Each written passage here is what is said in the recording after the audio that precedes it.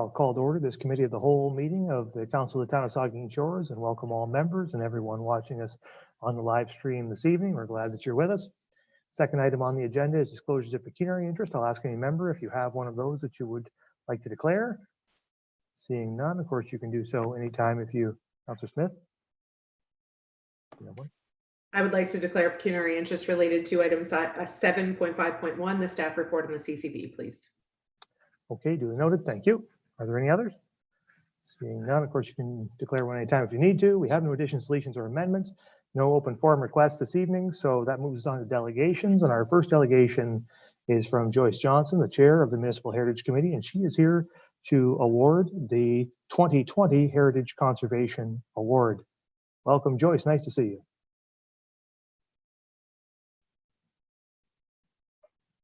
I'm sorry, did I hear you, Mayor? Yes, can you hear me? Oh, I can hear you, sorry. Okay. Mayor Charbonneau and members of council, I'm pleased to be here this evening representing the Municipal Heritage Committee to present the 2020 Municipal Heritage Conservation Award. This award is presented in recognition of heritage-minded individuals within Saugeen Shores.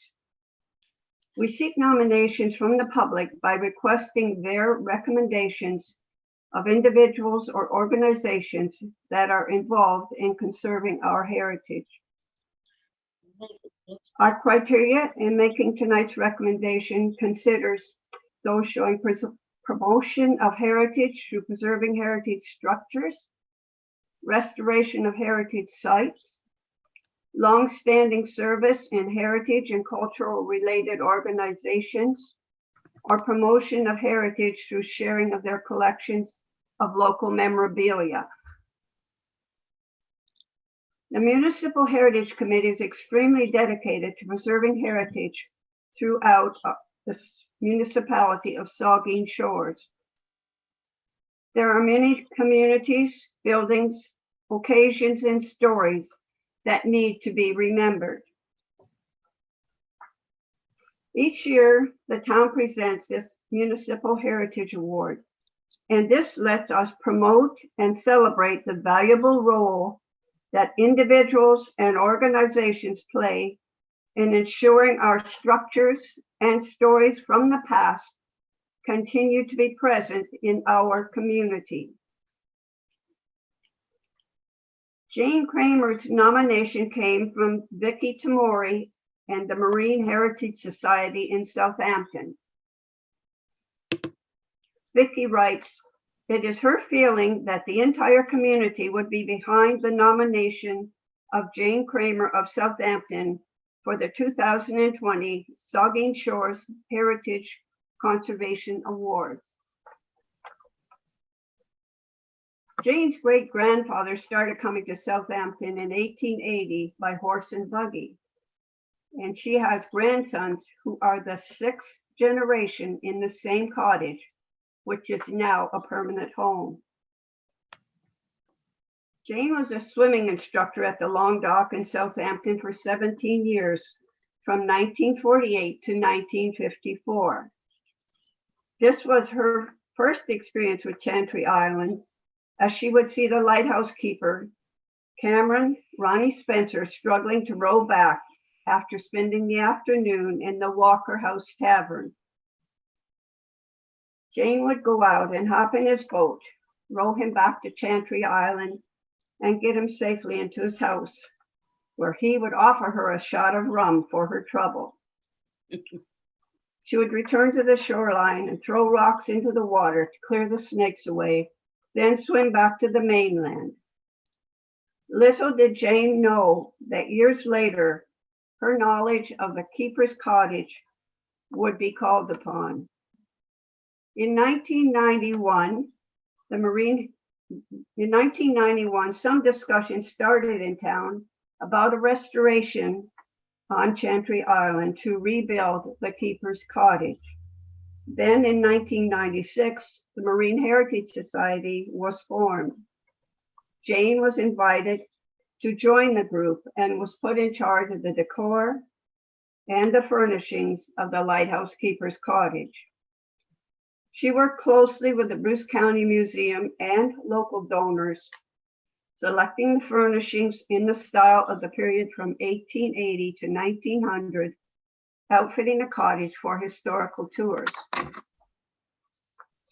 Jane has been involved for 24 years now, and still not only looks after the historical inventory, but also organizes a cleaning crew and volunteers as a tour guide each year. Imagine the visitor's surprise when they realize that their tour guide is actually part of the story. Jane has a real interest and passion for keeping our marine history alive. Jane can also be seen driving down High Street in her classic 1930 Ford Roadster, joining Cruisers Cruise Nights at the Flag in her heritage automobile. She is currently a member of the Saugeen Shores Municipal Heritage Committee, joining in 2017. She participates in each meeting with enthusiasm, performs research at the museum, and has even embraced our new electronic meeting format.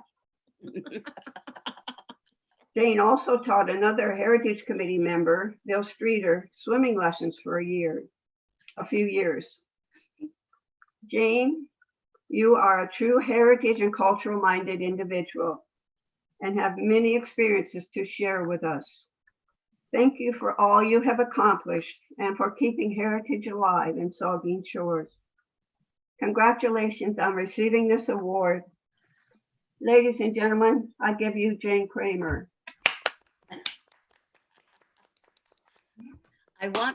I want to show you the award. Sure. There, I got, it's my face, but there it is. I have the big one here, Jane.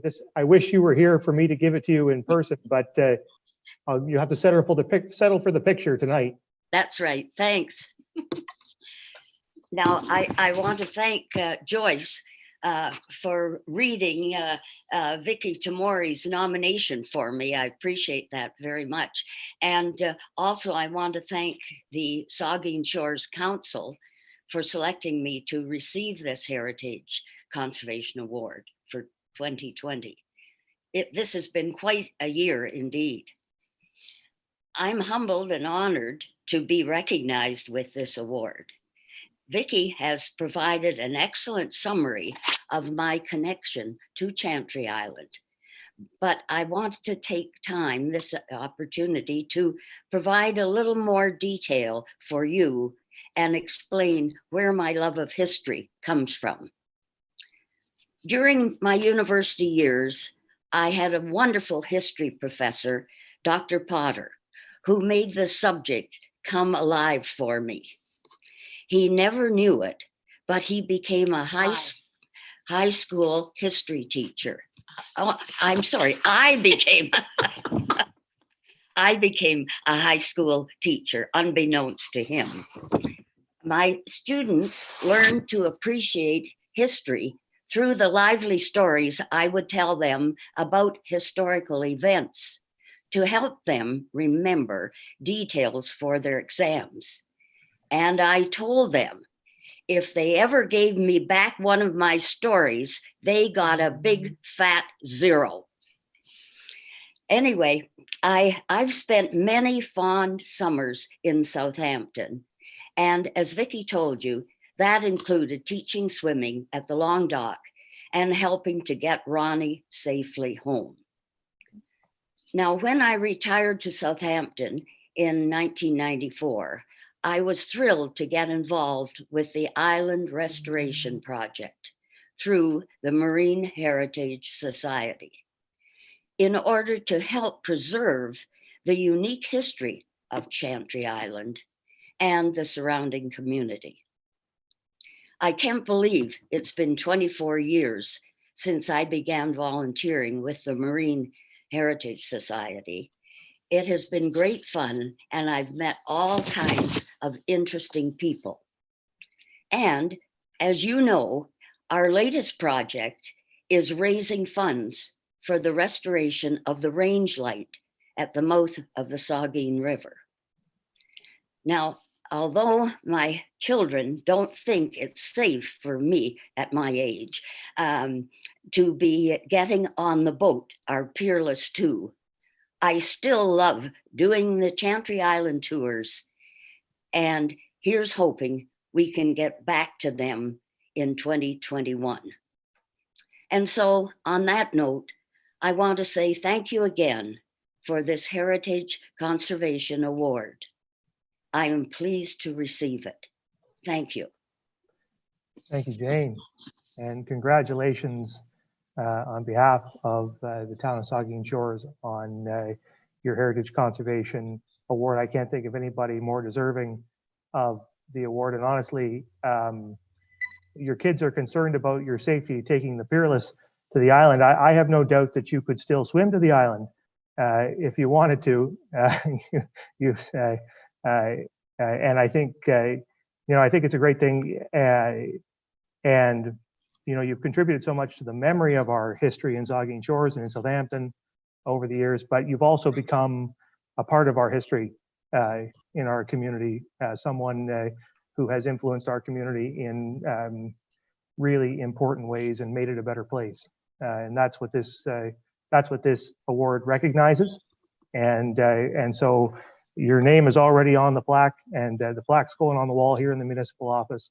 And I think that that's just absolutely where it belongs. So thank you very much for all you do for our community, Jane. And I'll ask if any other members of council want to make any comments. So I'll start with the Vice Deputy Mayor and then come to Councilor Grace. Thank you. Thank you. Thank you. Thank you, Mr. Mayor. And Jane, when I arrived in Saugeen Shores about 20 years ago, one of the first persons I met was Jane Kramer. I admired you back then, and I just have as much, if not more, admiration for you today, Jane. And we served on the Waterfront Committee together for how many years? A lot of years. And I remember the washroom facility down at the bottom of High Street, and till today I call it Jane's Crapper. But you worked hard on that, Jane, and you said to me way back, we need a washroom at the bottom of High Street. We got it done. But Jane, this nomination from Vicky Tamori is just so deserving, and I just wanted to congratulate you and thank you for all just echo the mayor's comments. He was right on. Don't really need to say a whole lot more. I just wanted to say thank you, Jane, and you're just a fine ambassador for this community and wonderful contributor towards heritage. So thank you, Jane. Oh, thanks, Mike. That's Councilor great. Grace. Oh, yes, and congratulations, Jane. I sit on the scholarship committee of the Canadian Federation of University Women's Southport with Jane on that committee. She's been our chair up until I think a year or so ago. And it's been a privilege there, but I also, seems like the scheduling of the tour guides is that I'm pretty often following Jane. It's a hard act to follow. She does the tour before me, and then I do the next tour. So anyway, I just have a tremendous amount of admiration and love for you, Jane. Congratulations. oh, thanks, Cheryl. Thank you. I think I saw Dave Mayette, Councilor Mayette. He's got. Hey, Mr. Mayor, and through you, Jane, it's a pleasure knowing you, and there's nobody more deserving for this award than you are. You're truly a living legend in this community. Your stories made it onto the Bruce movie. Your history goes so far back. I loved your stories when you and I were together on the Parks and Trails Committee. And like I said, you couldn't be they couldn't have chosen a more deserving winner. So congratulations, and that's all. Thanks. Absolutely. Steve. Are there any other comments? Well, thanks very much. That's plenty. Okay. Well, thanks very much. Thank you for being here tonight. And once again, on behalf of council and the municipality, congratulations. Thank you. Have a good night. Thank you, Joyce. Okay. All right, that moves us then on to our next delegation, which is from Dave Shorey, who is the Innovation Officer with the Municipal Innovation Council, and he's here to give us an update. Are you there, Dave? There he is. Hello, Dave. Yes, just joining now. Thank you so much. That's a tough act to follow, to be honest with you. I grew up in Southampton and heard stories of Jane, but I never met her. So thank you for providing me with that opportunity tonight. In any case, thank you, Mayor Thayer. Thank you, Council, for providing this opportunity for myself and for Jess Linthorne, who's doubling up on the call this evening as chair of the Municipal Innovation Council. We're happy to provide you with an update on the Municipal Innovation Council. I've had the opportunity actually to do a tour alongside Jess. This is our 7th delegation that we've done in the last week, and it's been wonderful just to be able to engage all member communities, and there's been a lot of positive feedback and engagement about what's really come about thus far. I started in August, middle of August, so we're just coming up on 4 months that I've been in the role of innovation officer, and have been really deeply invested in discovery work around what it is that are the pain points, the emerging issues that exist within each of the member municipalities, and then some of the ways that we may be able to leverage skills and knowledge that exists, or figure out ways that we should install it. There's been a couple projects that have been underway, and so in the deck, the slide deck that was included, and I'm just going to share my screen very shortly. I just want to acknowledge before we got into it that I recognize that it's content heavy, and I don't intend, recognizing and respecting that there are 10 minutes here, I'm not going to go through every word, but I am going to try and give the highlights. But the bulk of it is really to talk about the strategic framework that we've been able to develop. So if I'm just able to share my screen here, there we go. I'll jump into it. Okay. So as I've referenced, the slide deck itself really goes through the strategic framework, and it begins with talking about what the Municipal Innovation Council innovation paradigm is. Being able to reference some of those pieces that have helped to inform it. Then it's about identifying areas of opportunity for the Municipal Innovation Council and our strategic capabilities needed in order to make some progress. I won't read all of this. I'll just say, I acknowledge that it says vision on the top. I would suggest to you it's more of a mission.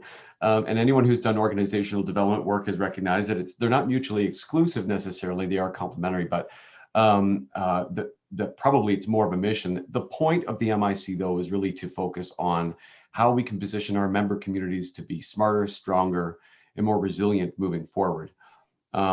We really are really intent on member municipalities thriving in the 21st century and trying to figure out the ways in which we can think very deeply about the issues that we're facing, the problems that we're aiming to solve together. I worked at Wilfrid Laurier University for nearly 2 decades between being an undergraduate student, a graduate student, and working there. And in that time, I was able to develop a good relationship with Brian Rossborough, who's on the screen. He's now the executive director for AMO, but at the time was the senior executive officer for Laurier. So when I moved from working in post-secondary over to this municipal space, this is brand new for me. And so I called him and he gave some wonderful advice. But the biggest piece that really resonated with me was when I said that I was the innovation officer and this was the Municipal Innovation Council. And he says, I really feel like all innovation is local. And so in asking what that meant to him, what he really meant was that problems are felt in a really local way, from household to household. And by identifying those problems as areas where we can focus our efforts, this is where we really feel like we're going to make some progress, is that we're going to be engaged in the business of problem solving.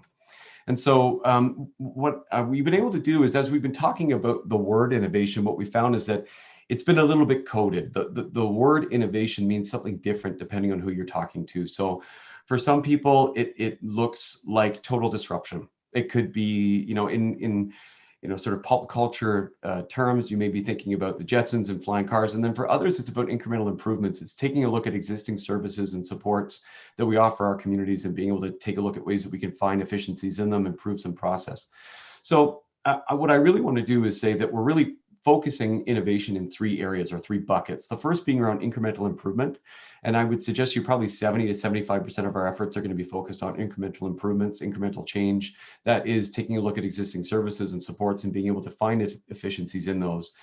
And again, being able to be able to work across municipalities, I think, is where we're finding a lot of opportunity for incremental improvement. Next to that is taking a look at sustained improvement or sustained innovation. And that's where we may be investing in next generation technology, next generation solutions to existing services. The last being around transformational innovation or transformational change.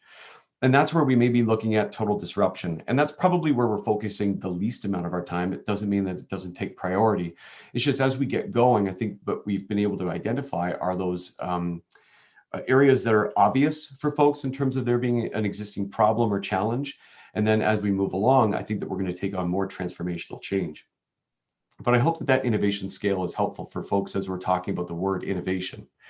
In terms of articulating what it meant to have a strategic framework, what we needed to do is ask two fundamental questions. The first being, where do we play? Where are we going to focus our efforts? Because the Municipal Innovation Council can't be all things to all people. And in trying to do that, we actually dilute our mandate too much. And so by asking where do we play, that was really identifying those emergent areas that there needs to be a little bit more focus and a focus that's shared. Second to that is asking the question, well, how do we win? So if we know what we want to focus on, how is it that we're going to make any sort of progress or make any forward momentum? I'm going to first focus on the first question, that being, where do we play? We turn that into opportunity areas. So we've identified 6 opportunity areas that are significant and they're enduring problems. They also could be newer problems that, if solved, can unlock some considerable new value for our region. So if you take a look on the screen, you'll be able to see that there are 6 opportunity areas that we've been able to identify. The first being around holistic housing. And I do want to give a lot of credit and acknowledge the Vice Deputy Mayor, as well as Jay Posner, who's on staff, for providing leadership on behalf of the community of Saugeen Shores, because attainable housing and the Attainable Housing Task Force is something I've been able to have some early opportunity to be able to be engaged in. This is actually a question that member municipalities are asking about across the MIC. We met with Northern Bruce Peninsula last week, I should say, and it was much the same. I mean, they were talking about the need for attainable housing and asking that question. Walkerton, Kincardine. So we're hearing it and it's unique to those particular communities, but it's still a shared issue. Second, we're looking at transportation, and again, Saugeen Shores has provided leadership in the region around that. With Amanda and her office, her department, I should say, being engaged in really taking a look at what are the transportation needs moving forward for Saugeen Shores. And then by extension, the county's been engaged in that. But again, every other municipality has really been talking a lot about what are these multimodal transportation solutions we may need, because right now we really don't have a transportation network as such. How can we learn from great transit route and those service providers that are in neighboring counties as well? Third, we're looking at waste. In particular, we're engaged and we're near the end or near the completion of a final report from Dillon Consulting. We've been engaged with them, I'm sure you know, but taking a look at solid waste management services and the ways in which member municipalities may be able to collaborate, may be able to work together on finding efficiencies to existing services. And then as we take a look at new services or the ways we need to adapt to different legislative changes, we're going to be able to do that together. So we're building capacity together in that area. As it relates to infrastructure, we're really focused on whether it's the infrastructure that we need to repair and how it can be resilient to shocks, as well as any new infrastructure and the ways in which we are mindful of some of the changes, whether it be climate change, whatever it may be, stress on the actual infrastructure, the way we can be mindful about that moving forward. As it relates to sustainable development, in some ways you could say that's sort of a catch-all, but I really see this as around community readiness.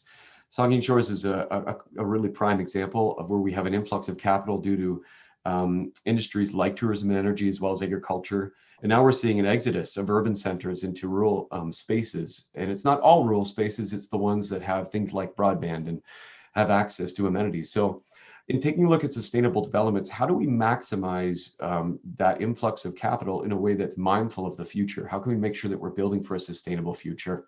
And lastly, it focuses on service delivery and how we can make sure that we are removing or reducing barriers to access the services that are provided by municipalities, and how do we remain agile as the ways in which people use services changes.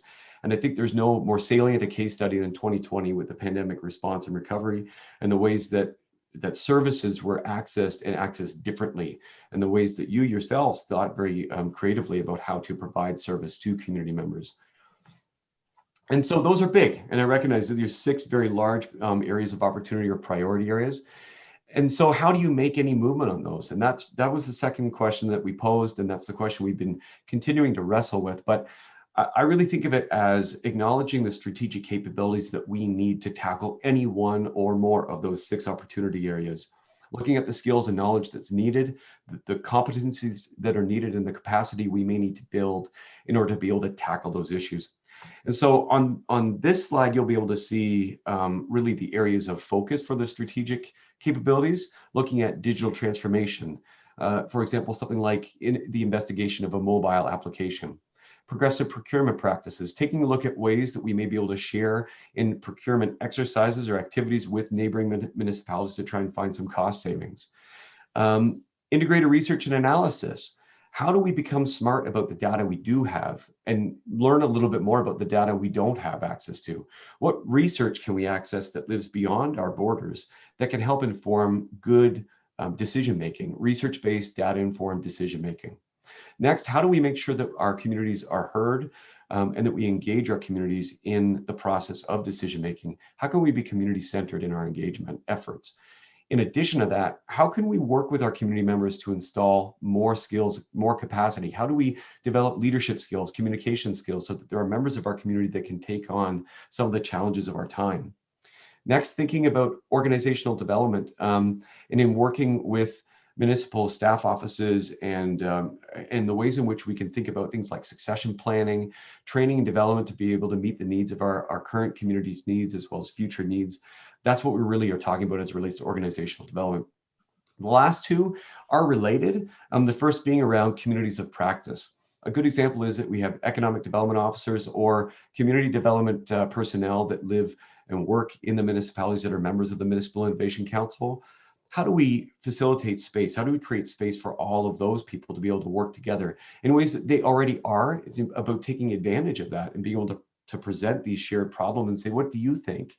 Another example is where we were able to pull in staff from the municipal space down in here on Kinlaw's, planning staff from the county as well as the SVCA to take a look at things like topographic mapping, flood risk assessments. And again, Amanda Froese has been really helpful with that as well to be able to pull an application together so that we can try and move that forward. And lastly, it's about trying to leverage those partnerships that we've been able to form or are about to form. I think about our elected officials at the provincial and at the federal level and the ways that we can bring attention to these shared problems that we're facing. I'm not going to review this slide because in essence, I already have, but this is good reference material just for you to be able to see the operational definitions if you're interested in what we meant by each of those 7 strategic capabilities, just if you want to go back to that as reference. So this slide, and this sort of brings us to the last bit of this, is a way in which I was trying to demonstrate the relationship between the strategic capabilities that I've just talked about, things like digital transformation, community-centered engagement, and learning in communities of practice, and the ways that those strategic capabilities start to impact our 6 opportunity areas. So for example, in taking a look at something like a mobile application, this is something I've been engaged in some research around, taking a look at different providers to learn a little bit more about services and cost. But if you were to take a look at digital transformation and slide over underneath the opportunity area of agile service delivery, you can see that mobile app is referenced there, because that may be a tool for us to be able to reach out to our communities in different ways and engage them in ways that they're looking for. So that's an example, and I'm sorry if it's fine print. I recognize that there's a lot on this. So again, if you are able to read that in the handout, and if you need any follow-up material, I'm happy to provide that as well. The last bit is just to reference some of the innovation that's in progress. So in addition to what I think is a significant performance indicator being that there is a strategic framework that's now developed, that's hopefully providing inroads or people to see that this is the way that they can engage with the Municipal Innovation Council. There is also innovation in progress. So I've referenced the Solid Waste Management Service Review with Dillon Consulting. We're very close. We're just compiling final comments for the final report that they're going to integrate into that final report and release in a couple weeks at most. Another thing I've referenced is around asset and flood mapping and trying to really pull a community of practice together from across the county to help us make some informed decisions that can have a real impact on planning staff. Another thing that I'm really passionate about, and this is what's connected to my old life, my old line of work, is I worked at Laurier in the Division of Student Affairs. And I recognize the impact that it really had on me when I was in high school, and the space that was given for me to be able to find my voice and to be heard and to engage in local issues. And then working at Laurier, being able to create that kind of space and program around that so that we were able to help young people develop skills and knowledge, but then also creating that space where their voice is valued and that it's engaged and it's integrated, their perspective is integrated into future community planning. And so, ways that I am trying to leverage my existing networks and be able to pull in connections to other post-secondary institutions has been successful. For instance, Sacred Heart High School in Walkerton connected the Center for Experiential Learning at Laurier with 29 grade 12 students that are engaged in a STEAM mentorship program. So that's been a real win. The last thing I'll highlight is, again, around holistic housing. I think that the work that's been done by Saugeen Shores is again, it's provided a lot of leadership in the region. So as I said early on, I don't want to get in the way. I don't want to hitch myself to the wagon here. How can I be of value? How can I be of service? And I think the positive thing is that because this issue is an issue that's shared across our members, this is an entry point. The University of Waterloo is keen to engage and is going to be coming on to work with Saugeen Shores in January. So being able to articulate that agreement with 2 faculty members who are teaching an undergraduate and a graduate studio course is wonderful. Another faculty member at the University of Waterloo, Dr. Heather Hall, is keen to engage the community in conversations around economic development. So I'm soliciting that community of practice right now to find applied research opportunities or questions. So there's ways in which I'm able to bring about some connections with those that have subject expertise beyond our borders that hopefully add value to our processes. I'll stop there because I'm fairly certain I'm up, if not past time, and I thank you for the time you have given me. I welcome any questions at this time. Thanks, Dave. We'll take questions from members. We'll start with the Deputy Mayor. Thank you, Mr. Mayor. And through you, Dave, thank you for your presentation. The innovative progress that you've made so far is astounding. I'm looking forward to it. Several areas. I'm not going to mention the affordable housing because I don't want to steal any of that thunder from the Vice Deputy Mayor. He's all over that. But a couple of things, the One Bruce asset and flood mapping. I think that is going to be an exceptional project. Modern mapping of all of our waterways is something that's needed. They're outdated and we can see exactly where we're at, and that'll help Saugeen Valley. Post-secondary engagement with youth. I see that you've partnered with Sacred Heart in Walkerton, but don't forget, we've got a lot of locals around here that you can tag onto, and I see how you're going to be able to do that, and then we can spread out throughout the MIC community. 2 other areas that you were talking about that I'm very interested in, the world-class waste project. I know you're coming to council in February with a report on that. I look forward to that. I really do see opportunities for not only Saugeen Shores, but the county as well. If we could look at the whole incinerator idea, it brings jobs.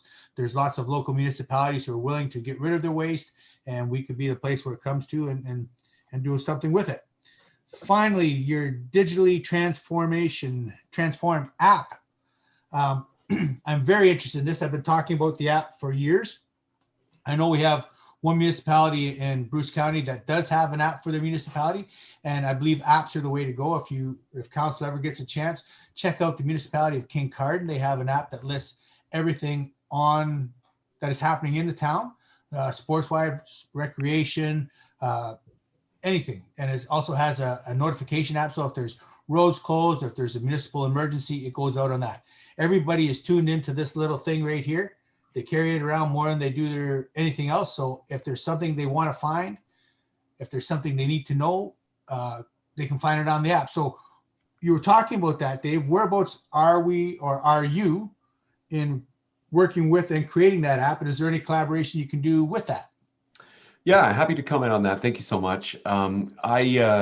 So really right now it's getting quotes, and vendors have a range of price points. What I'm trying to do is get a quote that really is reflective of the needs of the entire membership of the Municipal Innovation Council, and that's something that we can parse out if that's what's desired. So we're moving into January is when I'll be able to present a report that has multiple quotes on it, and I'm really just trying to get a feel for what each of these vendors is providing, because some are a little different. Some tie into existing systems, some tie into back-end systems. Some there's new code that's needed. So I'm at that point right now where I have been able to secure a couple quotes, and we'll be able to present that to the membership of the Municipal Innovation Council late January. Supplemental, Mr. Mayor? Yeah. I think that's great, Dave. It is a one source fits all type thing. You create it for the one, we design it, and then it can go to every municipality. They may not realize the importance of it at first, but as soon as it's there, the people in the community will accept it, they will want it, and they will be using it. So thank you very much. No problem. Okay. Thank you. I think I saw the Vice Deputy Mayor. Mayor and Dave, I just want to say thank you. You and I've met quite often in the last month or so, and you're making things happen real quick with MIC, and I have to admit I'm pretty impressed. I had some questions about MIC a long time back, but there's some early victories here, and I really do appreciate the good work you're doing. And the University of Waterloo, in particular, to do with housing, happened real fast. And to have those two classes come on board January, February, March with those two, those two tests, I just think I'm really looking forward to see what they come up with by the end of March. And so thanks for that, Dave. And the 6 opportunity areas, I'm just two questions. You talk about holistic housing. Well, first of all, explain to me what does Explore ride hailing service mean? Sure. Thank you so much. Pardon me, I did. Yeah, no, so ride hailing service, have you ever heard of Uber or Lyft? Oh, yeah. Yeah, those are ride hailing services. Okay. So using an app, back to Gotcha. the previous comment, that's what we're looking at. But Okay. there's a combination of, is there a market demand, and also are the bylaws, do they allow for that? Yeah, good. Thanks for that. And I know about ride hailing. I just hadn't heard the term as much. But anyways, I just the other thing with the 6 opportunity areas, Dave, are they prioritized, or are they all of equal priorities? Like, are you going to be kind of working on them all? You're going to bite one off and just move? You're going to just kind of move in and out of them? Are they prioritized?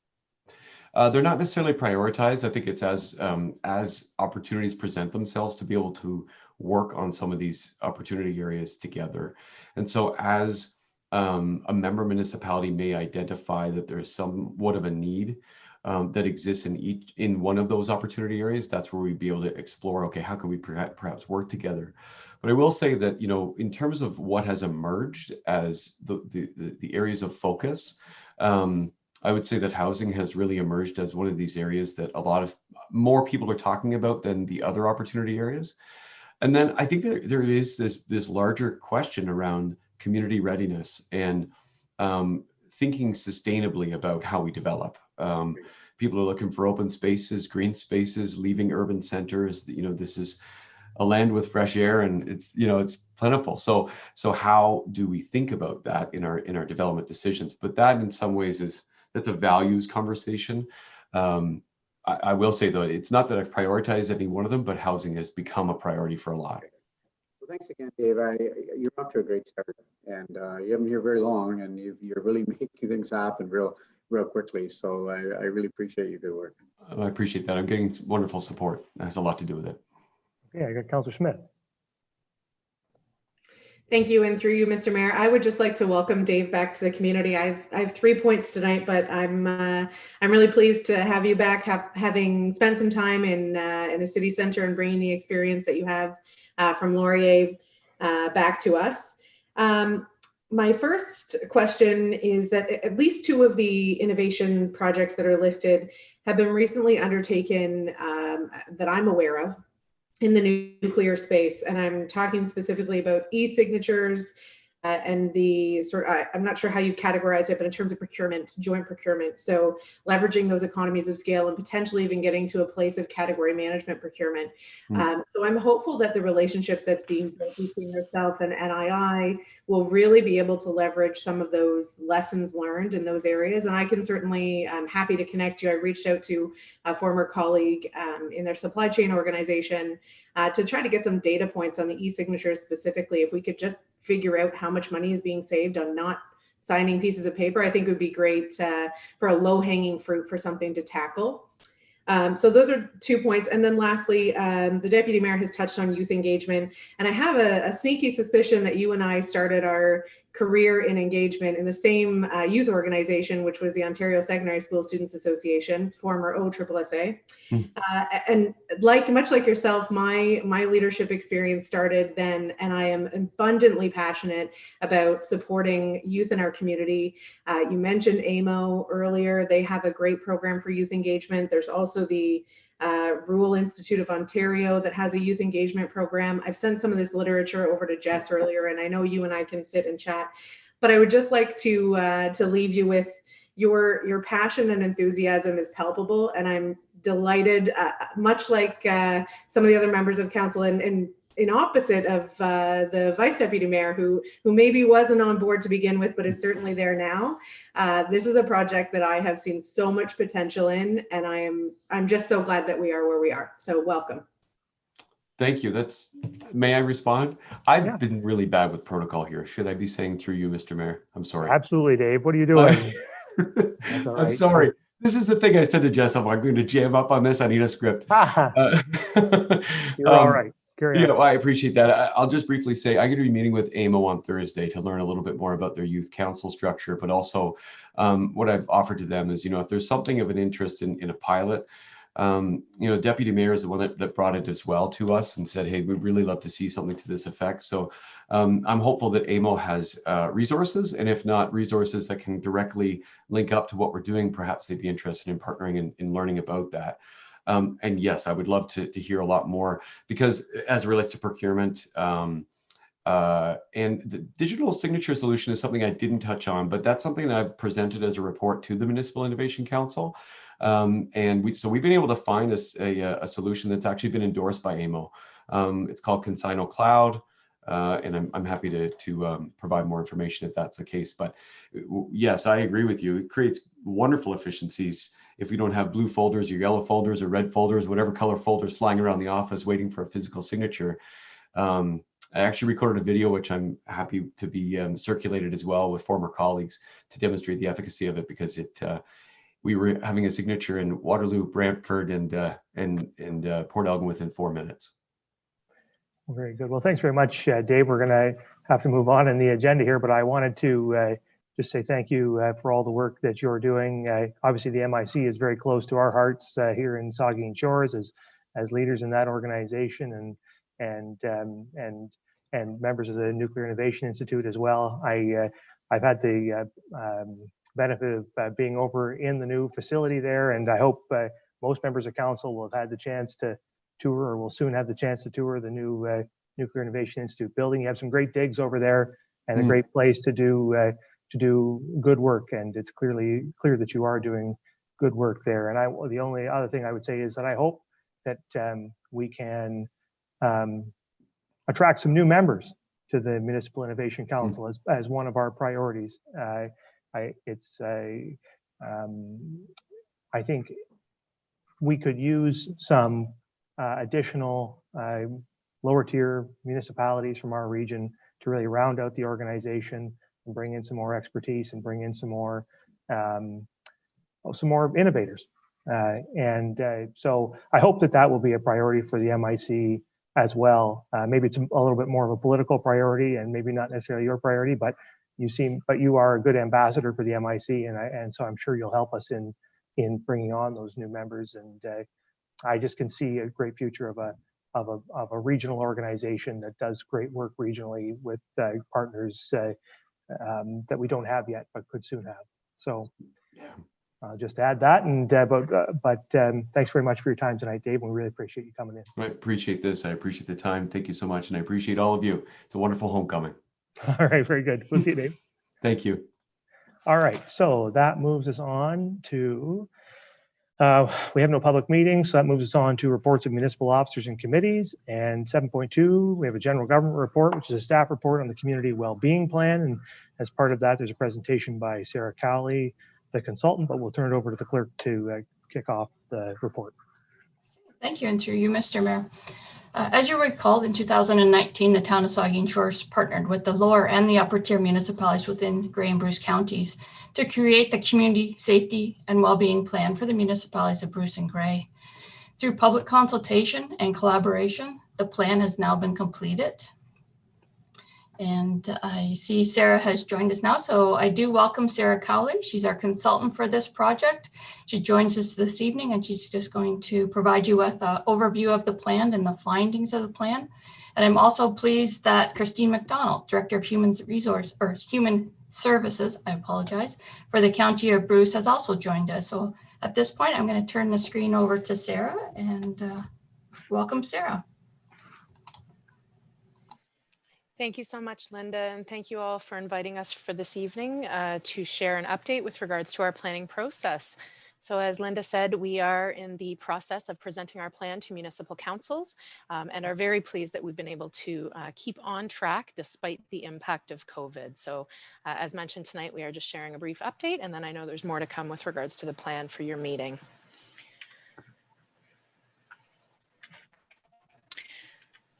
So as you'll all be aware, we undertook community safety and wellbeing planning because under the Police Services Act, as released in January of 2019, all municipalities must have a plan in place.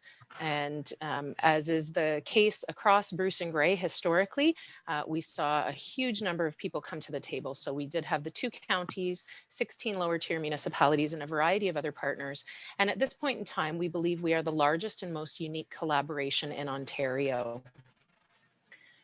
So as you may be aware from the framework from previous presentations, the goal of community safety and wellbeing planning is really to focus on the risks from a crime prevention perspective that have to do in 4 realms. So the interventions that we're taking action on in 4 realms. So we're looking at incident response, which is services that most people would be aware of when thinking of crime prevention. That's EMS and police services. Then we're also talking about risk intervention, which relates to things like the situation table for acute response, where groups are coming together to plan around a situation that's been identified for either family or community. There's a need to take some action before things hit a crisis point. But as you can see from the framework, the bigger realms that we're looking at are the prevention and the social development realms. And this is where we're really looking at long-term systemic activities that we can put in place, like policies or programs, really looking upstream of crisis situations or crime happening to make sure that we're really having that long-term impact. And so when we talk about that, that's why our Community Safety and Wellbeing Planning Advisory Committee is so large. We do have 72 partners at the table. So in addition to the municipalities and the counties, we also have 2 First Nation partners. All 8 police services and 14 police service boards are represented. We have a variety of services from children and youth justice. We have the 3 school boards and Georgian College at the table. And we then have a number of community, social services, health and mental health services at the table. And because the goal of planning is also to really leverage the planning and the work that has already taken place in the community and to link it together under this plan, we also invited the co-chairs or coordinators for several community committees and collaboratives that already exist across Grey and Bruce. So I wanted to highlight for you that under the legislation, this plan needed to involve community consultation.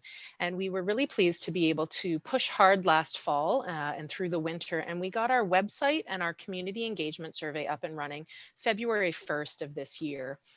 The survey ran for 7 weeks through March 22nd. Again, we were very pleased that it closed just after the restrictions for COVID came down. So we really do see this as a pre-COVID snapshot of the community perceptions of risk.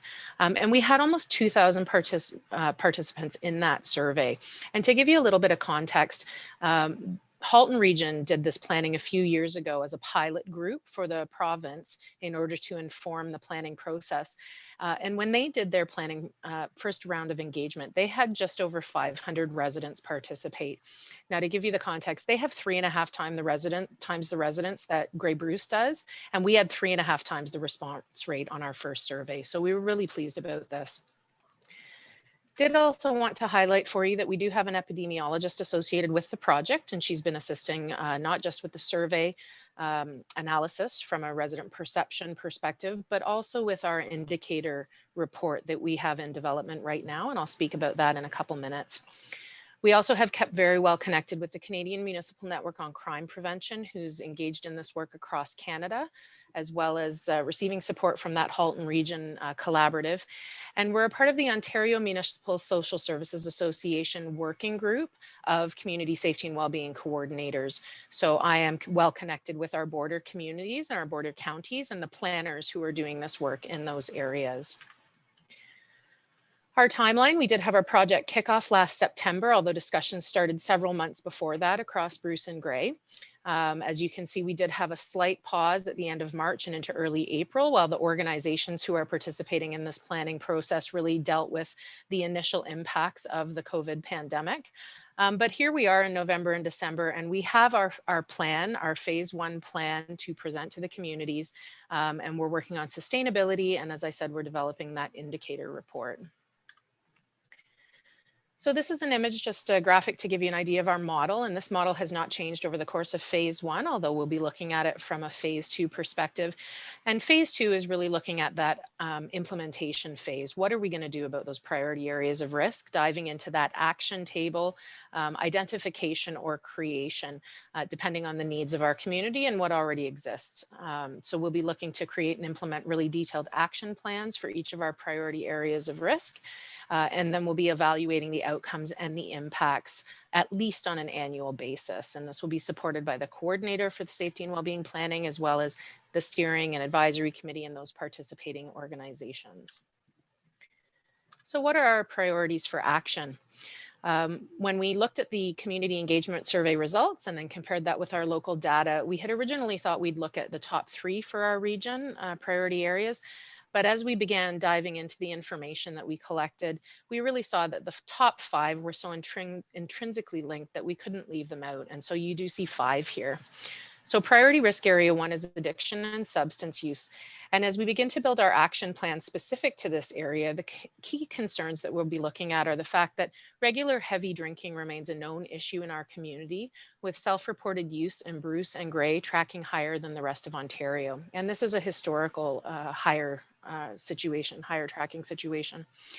As well, we know that of emergency department visits, over half are linked to alcohol. And there has been a 2.5 to 3 times increase for opioid-related visits. We also know that school student alcohol and cannabis use is increasing. And although we have good trends for alcohol, our trending around the cannabis use was a bit disrupted because of the legalization of cannabis in October 2018. So that information from a trend perspective is building since that time. And we also know that addiction and substance use is the cause of increasing hospitalization and death in our region. When we begin looking at the planning for mental health for priority risk area 2, some of the concerns we'll be talking about are that self-rated mental health indicators show approximately 20% of our residents are experiencing a lot of stress, and 15% report they're seeking help for their mental health issues. We know that more than 30% of students grades 7 to 12 report experiencing moderate to severe psychological distress, and 1/3 of those tell us they want to talk to someone but still don't know where to turn. We know that both EMS and police services in our area have seen increases in calls related to mental health concerns, and that 211 calls have also increased for mental health support. And we also have seen in the data that self-harm emergency department visit rates have tripled among young females locally. And while this is comparable to the province, the statistic that isn't comparable is that Bruce and Grey males aged 25 to 44 years of age continue to have higher hospitalizations and death by suicide than the rest of Ontario. When we look at priority risk area 3, crime prevention, we are working, of course, we've collected data from all of the OPP detachments, the 4 OPP detachments and the 4 local police services. And we do have information then about the calls for service and the specific concerns in each of those areas that we'll be working on as we build our specific plans. But across the region, what we do know is that criminal court cases show trends are increasing over time for most offenses. So we saw a 17% to 27% increase between 2017 and 2019, 2020. And we also know that overall, although assault injuries are comparable to the Ontario rates, the Bruce and Grey rate of emergency department visits due to assault is higher than the Ontario rate. So this is something we'll want to dive in a little more specifically. When we look at priority risk area 4, housing and homelessness, We know that compared to Ontario and Canada, our region has more owned dwellings and far fewer rental dwellings, and that some areas have more subsidized housing than Ontario and Canada. So that would be Owen Sound, Meaford, Kincardine, and Southgate. We know that over 15% of homeowners and also almost 50% of the renters in Bruce and Grey spend more than 30% of their monthly income on shelter costs. And that's the threshold for affordability when we're looking at the statistics. And this is a situation that leaves many of those people only 1 to 2 paychecks away from not being able to pay for their shelter. We also know that average housing prices are increasing, although they do still remain lower than Ontario, and there are very low rental vacancy rates in our region. Again, similar to Ontario, but the situation this creates when housing prices are increasing and there's low stock in the rental market is if that people have a need to move to something more affordable, there isn't anything to go to in the region, or there's very little to move to in the region. We also know that seasonal housing numbers are high in the North Bruce Peninsula, Town of the Blue Mountains, and South Bruce Peninsula, and we've seen housing wait lists and calls to 211 increase in our area. Priority risk area 5 is poverty and income. And what we see here as areas of concern are that our median household incomes in our region are lower than Ontario. They're the lowest in Owen Sound, Hanover, and South Bruce Peninsula. And approximately 20% of the children in our region continue to live in poverty. So this is the highest in Huron-Kinloss, followed closely by Chatsworth, Owen Sound, Southgate, and Erin Elderslie. Correlated to this, we do see trends from various organizations increasing for programs such as Ontario Works, Ontario Disability Support Program, the United Way Backpack Program, and their Utility Assistance Program. And we also see 211 calls for food and meals and utility concerns increasing as well. Finally, in addition to the residents who report spending more than 30% of their income on housing, 5% report in the past year they have not paid their rent or mortgage on time. 18% report not paying other bills on time, and 9% reported they ate less because they didn't have enough money to buy food. So when we look at all of these systemic cross-sector concerns and we start looking at safety and well-being in a more upstream manner, what we really want to do is focus on those local solutions and the collective impact we can have across sectors as a collaborative 72 members strong. So what we really want to do is leverage the good work that's already being done across Bruce and Grey by enhancing the collaboration and the coordination between many of those tables, the various organizations and the initiatives and programming that's taking place, so that we can then begin to analyze where the gaps are, what areas we can actually take further action on, and so that we can leverage that collective voice for planning and advocacy as we move forward for our region. We also, of course, want to facilitate outcome evaluation, not just because it's going to be legislated that we do look at the outcomes and the reporting back to the ministry, as well as parties involved, but because we know that we want to really assess when we take specific actions in an area, are we moving the dial? Is that actually having a positive impact for our communities? Are we seeing that return on investment? So we are currently developing an indicator report, and that is looking at all 10 of the areas of risk that we identified for this project. 5 of them are included here in this plan, but there are 5 others. And we're collating and collecting the data from a variety of sources to give us a point in time foundation so that we can evaluate all of the indicators that we start to take action on as we move forward. And we'll know what that point in time was so that we can, again, track that outcome evaluation as we move forward. And the goal would be to keep this indicator report updated on a routine, regular basis as the project moves forward into long-term planning. From a sustainability perspective for Bruce and Grey, we know that all the municipalities in the 2 counties are planning their 2021 budgets. And the idea is to create a budget for 2021 in order to move this work forward with the support of a coordinator and to pool resources, again, from the 2 counties and the 16 participating municipalities. So that we can make sure that there's a reduction in the duplication of work across the municipalities and that the overall implementation costs are low, allowing for this streamlined approach, which again is really unique across the province from a size perspective. So next steps for our Bruce and Grey project, we are moving phase 1 is coming to completion and we're moving to phase 2 initiation. So as I said, we are presenting to all councils for endorsement and then approval by resolution for the lower tiers. Once that plan is approved and that indicator report is finalized, we will be posting that on our website, which is also getting a refresh over the holidays. And then all the participating groups will be able to post it as well, for municipalities especially. We'll have that annual budget confirmation for sustainability for the coming year, make sure the work of that coordinator moves forward. And then we're really jumping into identifying or creating those action tables for each priority area of risk. And those tables will be supported to do an in-depth review of that local data in the indicator report and further community engagement, because we didn't get to do our face-to-face engagement in the previous year because of COVID. That we wanted to do and follow up to our engagement survey. So that is planned to have done through those action tables, and there's discussion underway with municipalities around how we can also further their engagement with the community in order to develop those action plans and really drill down into the specific activities. We then know that, as I said, under the legislation, there will be regulations for evaluation, monitoring, evaluation, and revision of the plan. And our goal is to, at a minimum, have annual progress reports back to the advisory committee, to local councils, and to the Ministry of the Solicitor General. Want to thank you for your time, and Christine McDonald and I are open for any questions or comments that you have about this planning process. Thank you so much. Thank you, Sarah and Christine. And there's a recommendation. I will read the recommendation, then we can take questions for either Sarah, Christine, or Linda. It's recommended that council adopt the community safety and well-being plan as presented. Are there questions from members? Councillor Grace. Thank you, Mr. Mayor. Thank you, Sarah and Christine and Linda, for your work on this. I do have one question as referring to 211. I sit on the Attainable Housing Task Force, and one of the areas that we have started to work on is poverty support and homelessness, and sort of an examination of our needs and resources in Saugeen Shores, and regionally what assists people in Saugeen Shores too.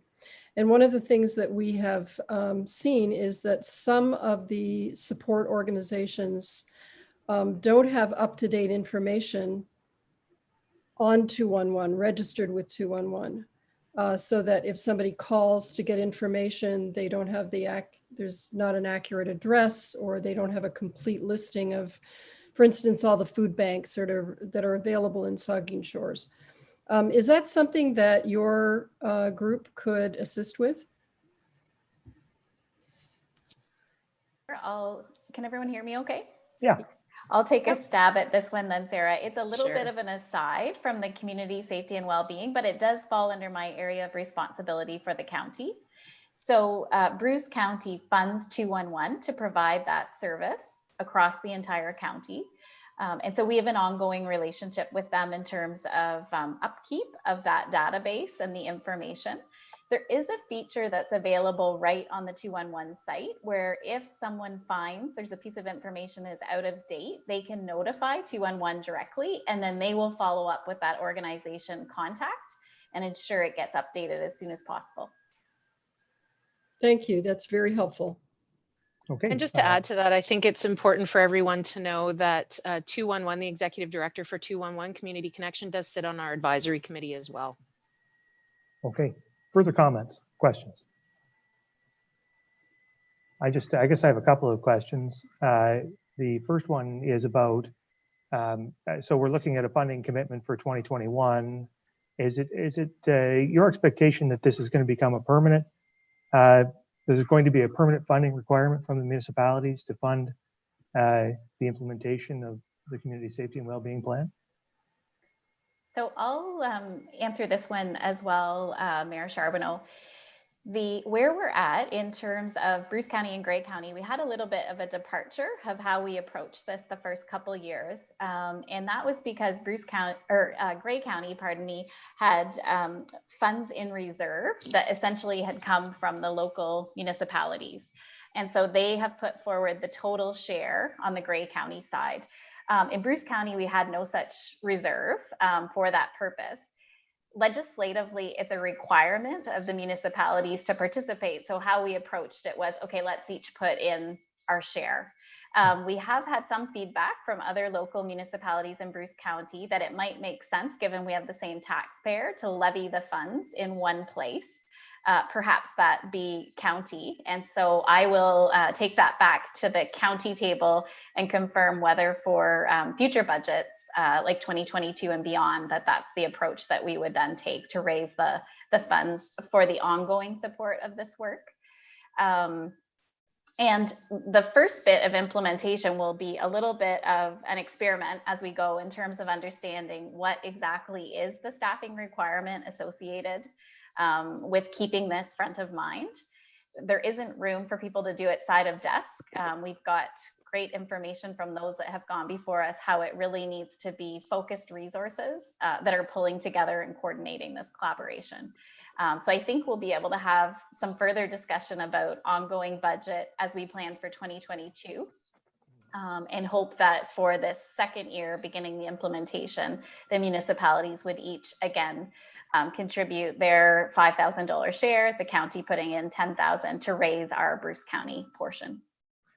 Sure, that's good information. I think spending 2021 figuring out what you need to operate on an ongoing basis is important. I think where I was going with it is this is a provincial mandate and an increased cost imposed by the province. And once you know what that number is, we should make sure to ask the province to pay it because they're just adding cost to our bottom line and they should be funding it. So I think that would be one thing that we should be doing. The other question I had is around the governance structure, and I've asked this question of you guys before, but I think now that you're heading into the implementation phase, I hope there's an opportunity to review the governance structure of the whole thing. This is a policing document. It comes out of the Police Services Act, and its intent is to reduce the burden on police, essentially to make sure that we're trying to prevent crime before the police have to get involved, right? And to sort of redirect that effort into the different agencies that have responsibility for social services. The agency with primary responsibility for policing is the lower tier municipality. The town of Saugeen Shores is spending over $4 million a year on policing. We're big players in policing. But by this document, we find ourselves sort of lost in a 70-odd member group, even though we will bear a fairly significant cost as a result of implementing these things because our policing resources are at stake or in play. So I think it would be nice to see a mechanism somehow, and I wouldn't try to prescribe from here what that ought to be, but some mechanism whereby the municipalities who are paying for policing could be better represented, perhaps at the steering committee level or in some other fashion to have a greater role in directing how this plan is implemented. As I say, we have a lot of money on the line here. We are responsible for funding policing, and I think we need to have a strong say in how this plan is implemented. And I fear that a 70-odd member committee will be unwieldy, and anyone looking to have an influence on that is going to have trouble, and that most of the influence over this will be held at the steering committee level, unless the structure changes somehow. And so I'm hopeful, and maybe you can answer this, that there's going to be an opportunity to review that governance structure as you head into implementation, and that will be an opportunity to look at giving a greater voice to lower tier municipalities. Thank you, Mayor Charbonneau. Through you, that is something that the steering committee just recently talked about at our meeting. We have a few informal subgroups that have kind of developed through this year because we saw the need to consult in various ways and also ensure that we had things laid out before us in a manner that supported all the different stakeholders that are involved. Really what we're trying to do at times is introduce people to each other and the type of work that they do and what mandates they carry. So One of those sort of informal groups that has been developing that we'd like to talk about how we make it a more permanent part of the structure is the municipal representatives. So quite often, the steering committee and the municipal representatives would have sub meetings where we talk about things, of particular relevance for the municipalities. Likewise, the police did have conversation around how they would represent themselves at the table. And so at this point in time, the steering committee representative is Detachment Commander Krista Miller, but that was decided amongst the police peers. So again, we can review if there needs to be further discussion around that structure as well too. And on your point with regard to the cost of the police services, what our goal will be really is to see reductions in costs, not that there would be additional costs for the police services. And others that have gone before us have already found that there have been positive outcomes that they couldn't even have predicted. They're leveraging the funds that are already existing in the system in new ways and having better outcomes without even adding additional funds. And I anticipated as much, and I guess all I'm saying is I would hope that we could have representation at the table to ensure that you reach that goal, because I think it's a laudable goal. And to just conclude my comments by saying that I appreciate the concept of the overall plan, and I certainly hope it's effective in what it sets out to do. I think it can have the potential of keeping people out of crime and reducing crime in our community, and not only that, improving their lives along the way. And so that if this effort results in that, then that certainly will have been well worth the effort. And so I think if we can implement it well and we can get the structure set up well to implement it, I think it has every potential to have a lot of positive impact in our region. And so I appreciate your work and the work of everyone who's put it together. The Vice Deputy Mayor. Mr. Mayor and Christine and Sarah, thank you for your presentation, and a lot of work's gone into this, obviously, and well presented, and a lot of good information. And I just want to say to you, there's a lot of good stuff coming out of the county right now. I just read this just today, the Bruce Holmes interim report, and boy, there's a lot of good stuff happening, and you people really deserve a lot of credit for all the great work you're doing. And I know we've got the Attainable Housing Task Force, and Tanya Dixon's been just incredible support with our committee. So I was really just wanted to first of all say thank you for all the great work coming out of Bruce County and your staff. You people are doing a really, really solid job down there. So appreciate it. The priority risk area, you got 5 of them. I was really pleased to see housing and homelessness. Obviously, it didn't surprise me seeing it there. But again, I asked Dave Shorey this question when he was on. Those priority risk areas, again, are they all kind of, equally important? You're going to tackle one over another eventually? Is it going to lead to more? I mean, phase 2, obviously, going to dive in a little deeper, but are these all equally as important, I suppose, are they? Or? So that's a really tough question to answer because to different people, they mean different things. And of course, they are, like Sarah had mentioned early, they are so intrinsically linked to each other. It's really difficult to separate them out. Many of the things that you see really connected to those priorities are basic needs, right? People need income. They need to have food security. They need to have housing, a place to live. And when they don't have those pieces, it leads to difficulties in mental health and addictions, crime. So this is really about setting our communities up in a healthy way. And as you can see, we had really good public engagement. People in our communities are interested in being participating members and contributing where they can, right. As are all of our municipal partners.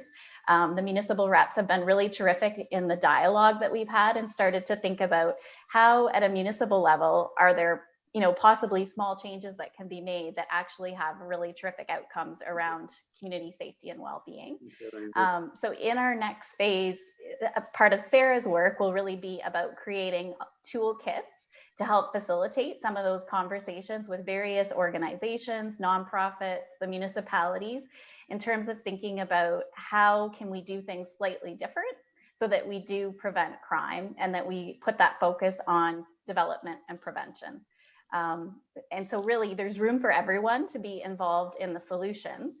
We'll have to track what we identify as actions.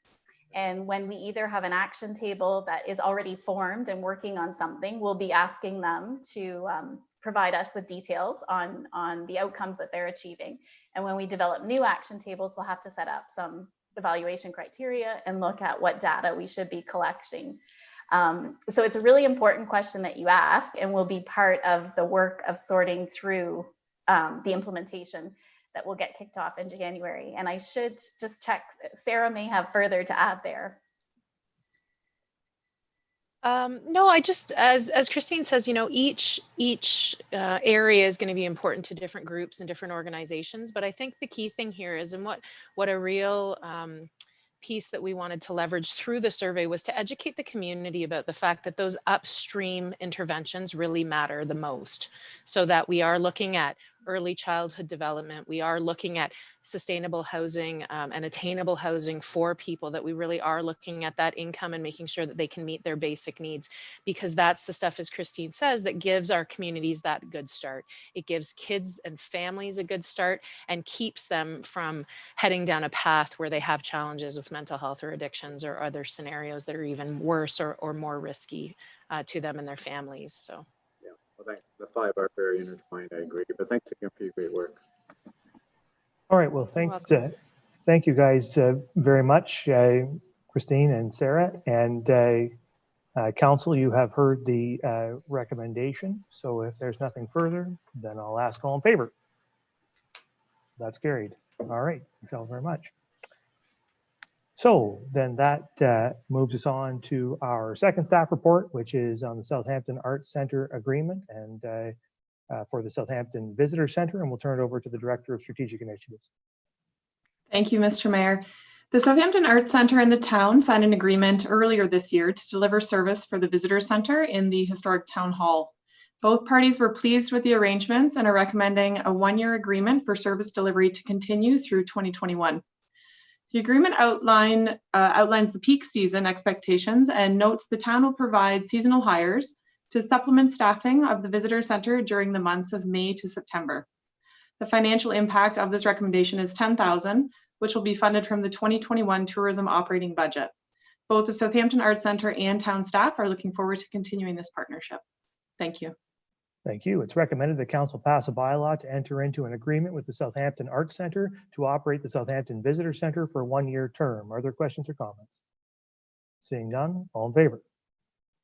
That's carried. That moves us then on to the next report, which is a staff report with Pumpkin Fest agreement for the Port Elgin Visitor Centre and the director. Thank you, Mr. Mayor. As the transition of tourism services comes to a close from the Chamber of Commerce to the town, we certainly recognize that the Visitor Centre located at 559 Godred Street in Port Elgin is a service that we are now responsible to deliver. In consultation with members of council and with community stakeholders, staff deemed this service critical to continue. Port Elgin Pumpkin Fest had approached town staff regarding tourism initiatives and has inquired on opportunities to collaborate. Recognizing their expertise and knowledge of tourism, events, and community groups, town staff have pursued conversations which have led to a recent application to the Ontario Trillium Foundation and now an agreement, a potential agreement for council's consideration regarding the Port Elgin Visitor Centre. As the agreement outlines, Port Elgin Pumpkin Fest would be responsible for the operations of the Visitor Centre, including welcoming walk-in inquiries, handling email and telephone inquiries, and mailing packages as requested. Much like the Southampton Visitor Centre, the Port Elgin Visitor Centre will also benefit from town seasonal hiring, providing supplementary staffing to the Visitor Centre during the peak season. Different though from the Southampton Visitor Centre, the financial impact in Port Elgin will be $25,000 and also is funded through the 2021 tourism operating budget. Both the Pumpkin Fest representatives and town staff are looking forward to this collaborative initiative. Thank you. It's recommended that council pass a bylaw to enter into an agreement with Pumpkin Fest to operate the Port Elgin Visitor Centre for a one-year term. Questions or comments? Councillor Grace. Thanks, Jessica. Can you tell us more about the Trillium application? Yeah, absolutely. Through you, Mr. Mayor. Thank you, Councillor Grace. I believe it was in one of the emails sent out a couple of months ago now, or pardon me, maybe just weeks ago now, and I can find a copy of that email from the interim CAO, Jane, that does have further in detail of that application. What that application was is a collaborative application between the municipality, Pumpkin Fest, and Marine Heritage.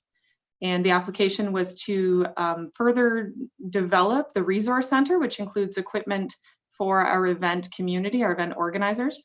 And it was a very unique application that we were taking the direction of COVID specific. So how can we help events return to the landscape and to the environment of 2021? So an example of the equipment that they've written into that grant is hand washing stations.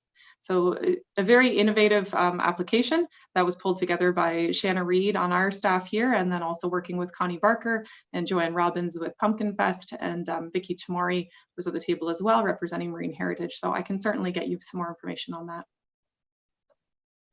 All right, further questions or comments? Hi, Councillor Maya.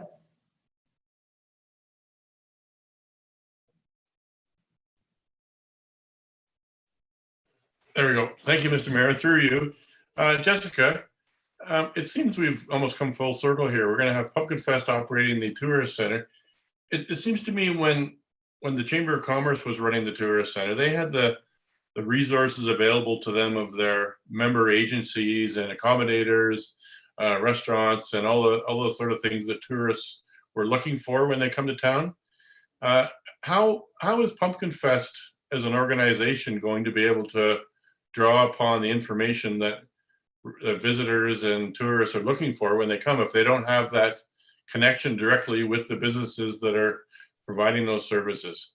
Just having a hard time seeing the synergy of Pumpkin Fest, because I see Pumpkin Fest as an organization who are well equipped to run their annual event, and certainly it does take a whole year to get that event going. It's because it's been so successful.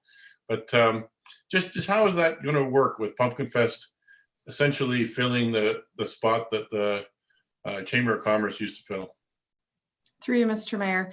When we had the tourism service agreement with the Chamber of Commerce, the Chamber of Commerce was operating the visitor center, and we're certainly promoting their members first. And accommodators, as an example, that were members of the Chamber may have been at the top of the list. I'll just use that as an example, similar with the Chamber of Commerce website. And that had been a question in regards to ensuring that we are being inclusive of all of our business owners. So I will start with that. 1.3 in the contract mentions Pumpkin Fest will adhere to the Town of Saugeen Shores policies pertaining to communication, messaging, and promotion. So no different than the Southampton Visitor Center and that nonprofit that's operating that center.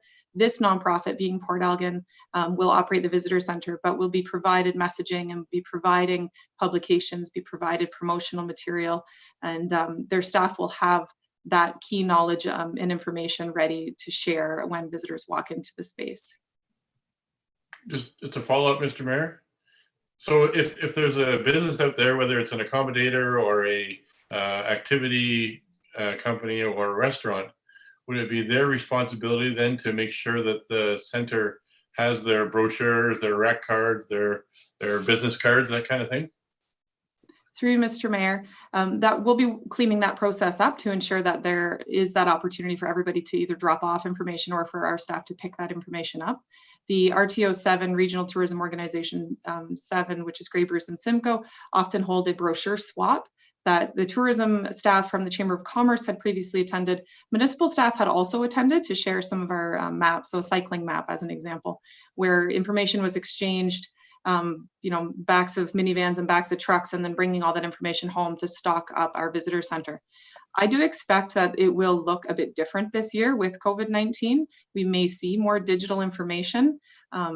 We still have lots of learning to do as we see businesses pivoting with their publications, but it will be up to tourism, so Shanna and her seasonal hires, to ensure that the information is in the visitor center. But I'll be happy to bring more information forward as we have that process developed. Thank you. Merry Christmas. Thank you. Further comments?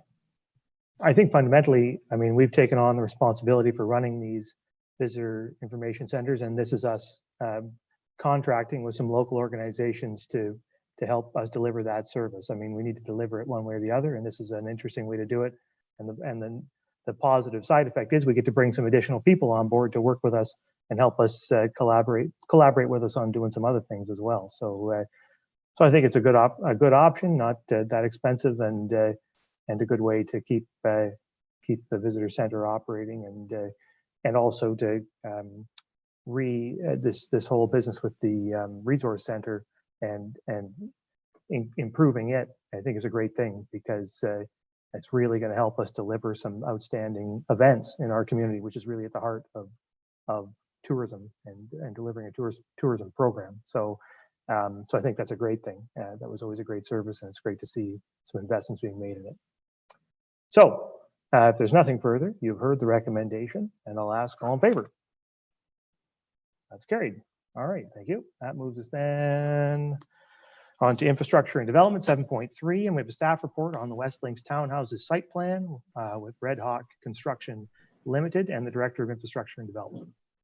Thank you, and through you, Mr. Mayor. It's a standard condominium site plan agreement that we're proposing for 48 units on the next phase of West Links that is adjacent to Bruce Road 17.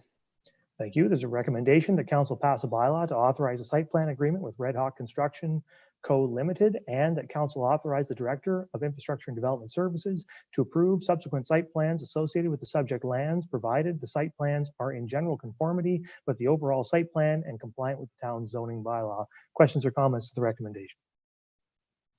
Seeing none, all in favor? That is carried. All right, and that moves us on then to protective services, and we have one staff report there, which is a staff report on the CCV and the Director of Protective Services. Thank you, Mr. Mayor. The annual project land rent for the CCV is estimated to be approximately $80,000 per year, based on the $2.50 that was approved in the land lease. Rent calculation is established for the term of the lease, 50 years.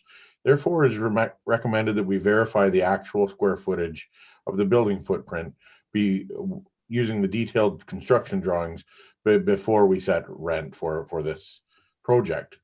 The first installment of rent was due by the CCV on December 9th, 12 months from the initial signing of the land lease.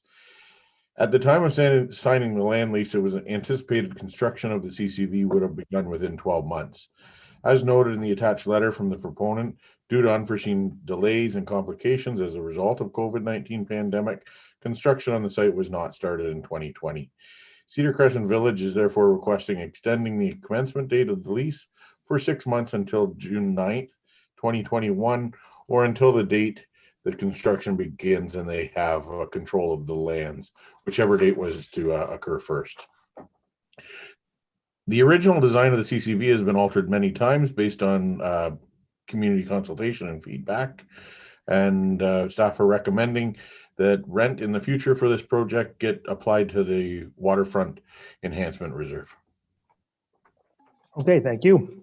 It's recommended that the total annual rent for the project lands of the CCV be calculated using the detailed square footage information received when the site works and servicing agreement is brought forward for final approval, and that the commencement date for the CCV land lease be set as June 9th, 2021, or the actual date the CCV proponent has care, possession, and control of the project lands, whichever date occurs first, and that the annual rent for the project lands of the CCV be directed to the Waterfront Enhancement Reserve, and the number of the reserve is listed there for your information.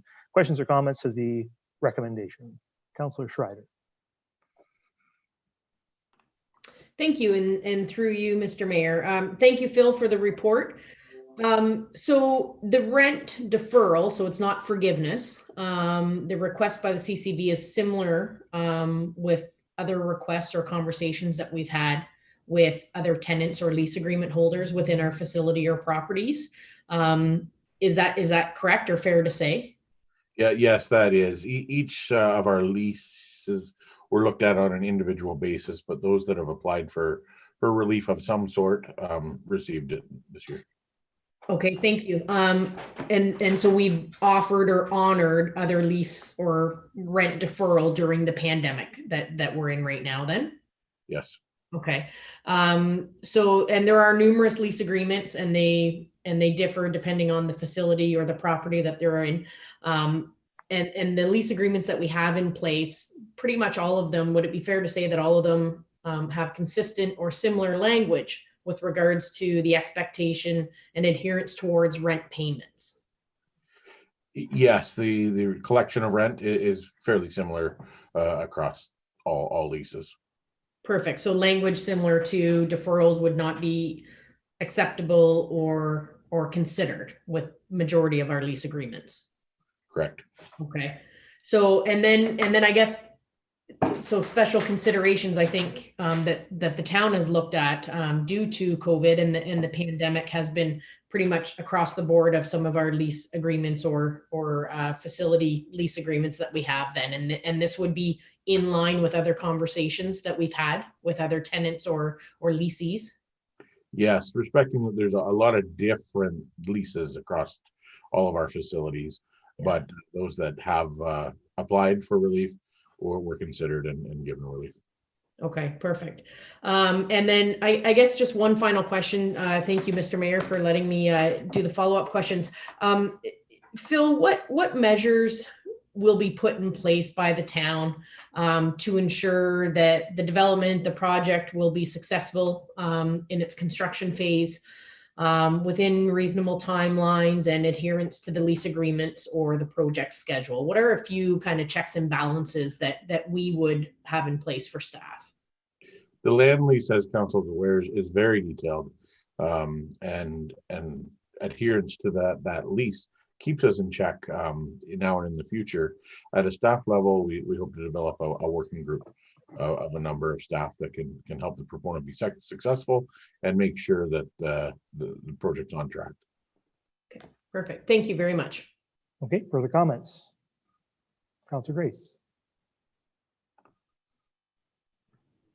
Thank you, Mr. Mayor. Phil, my first question is, are you able to tell us the status of the coastal engineering report that was requested by the SVCA? And how will this affect the timeline in this report, which indicates that the final technical plans are expected in January?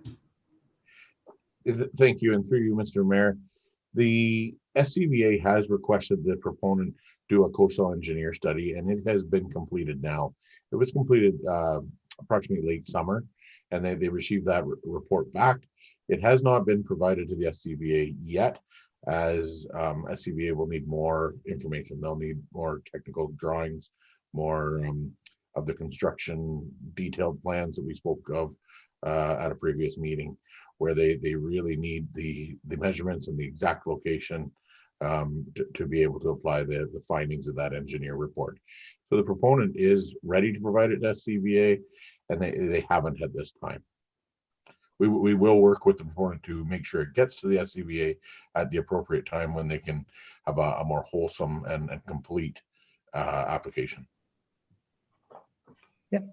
A follow-up on that. So these technical, final technical plans that we expect in January, that's what we're waiting for to accompany the coastal engineering report? That's correct, and that's what we're working with the proponent and his architect to provide to us. That will come back to council for a future approval based on the site servicing and site works agreement. Okay, could I ask absolutely a question on a different note? And that is, your report says that the once collected, the rent would be directed to the waterfront enhancement reserve intended to benefit, I guess, the waterfront.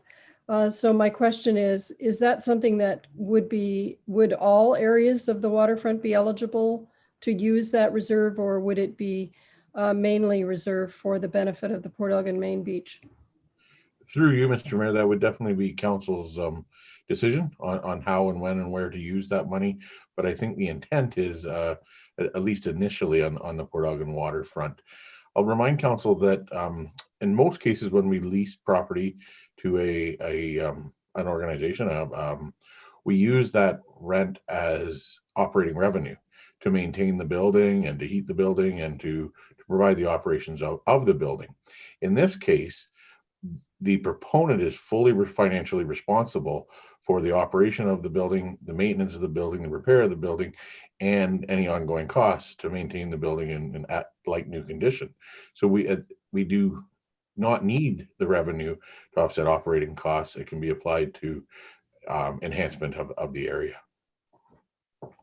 It's important to remember too that for clarification, that there's the opportunity for the proponent to provide services in lieu of that rent. So the number, although we would establish an overall number based on the square footage and the drawings that we expect to receive in the new year, that once the facility is up and running and it's providing services, that those services would be valued and could be applied against the rent. That's correct, right, Bill? That would be a negotiation on a 5-year commitment. That's correct. All right. Further comments or questions? Councillor Carr. Thank you, and through you, Mr. Mayor. Yeah, thank you for your report on this, Phil. You've definitely answered some of my concerns so far with the questions from the other councillors. I guess my first question would be specifically to the lease on this one here in comparison to other leases. When you spoke to the deferral, in this lease specifically, it says that there will be no deferral of payments, point blank in the lease. Am I correct at saying that? No, it speaks to us having some latitude to adjust the commencement date. However, once we set the commencement date, you're correct. There is no movement for that, and rent will be due monthly. So was that commencement date not supposed to be December 9th? It was originally 1 year after the signing of the lease, and that's what we're asking for council's consideration here, is to move it to when they actually get the land, have possession of the land, or no later than June 9th, 6 months. Okay, thank you. Sorry, Mr. Mayor, I just carry on. a follow-up comment on that. Everybody probably knows where I stand on this development so far. I mean, I obviously hope that we see it proceed, and it's obviously I want to see it be successful. But my concerns lie when we don't seem to see anything until we ask questions. The $150,000 down payment. Can you actually maybe tell me when was the original date? Was that supposed to be received? Do you know that, Phil? I don't know if there was ever a date set in the lease, but I think the intention of was after the lease was signed at some point. So, and then we didn't receive that correct until October 15th, was it? Thereabouts. I'd have to verify that date. Okay, and again, I only say this because my concern lies with the fact that we had to ask questions to see this money come to the town that we were supposed to receive. And then again, here now we are after the original date that he was supposed to be commencing in his lease payments, asking for a deferral. Myself, I understand the COVID pandemic going on. This project was not going to have a footprint that was going to be revenue generating at this point already. This is something, in my opinion, that should have been prepared for. That's just me, I guess, maybe being a little bit critical on this process, but just making sure that I have a hard time. I'm in business myself. I know I wouldn't be allowed with this. I know if I would have been seeking, some relief on it, I think I would have maybe approached council sooner than this. I'm kind of disappointed that we didn't see anything, I guess, is what I'm saying beforehand. And that here we are talking after the initial commencement date again, which that's mainly where my concern lies, is that I hope that now, I know we've seen some changes with our former CAO leaving after all this had started, and I understand that you kind of got thrown into it here in the middle of it, and I respect that. I'm not saying anything there. I just I want to make sure that we're maybe on top of this more, so we're not seeing this after things should have been received. I guess that's all. Thank you, Mr. Mayor. Thank you, Council. The Vice Deputy Mayor. Mr. Mayor, 3 or 4 questions, they've all been answered, but one thing I was wondering about is moving forward through you to our CAO, Kara. Kara, could you just kind of, explain to council moving forward how the lease agreement will be, managed, I guess, dissected, managed, to make sure critical dates, in the lease agreement are being followed, and whose responsibility that's going to be over the next 1 month, 2 months, 6 months, and 5 years? Where's this going to land? I guess is my question.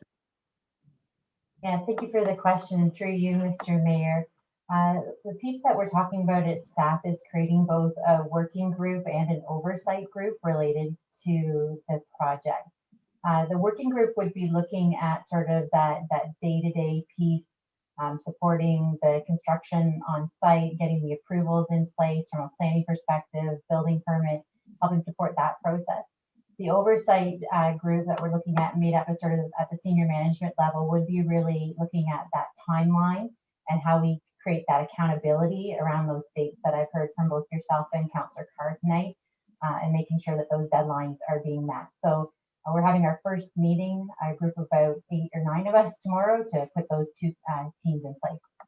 Thank you, Mr. Mayor and Kara. You know, I think that's a really good idea, Kara. There's obviously some sensitivity in the community with some members about critical deadline dates. I think it's just spelled out and the public knows what to do here. I think it's just a good, I just think it's good open government, transparent government. So anyways, I just thank you for your explanation. I appreciate it.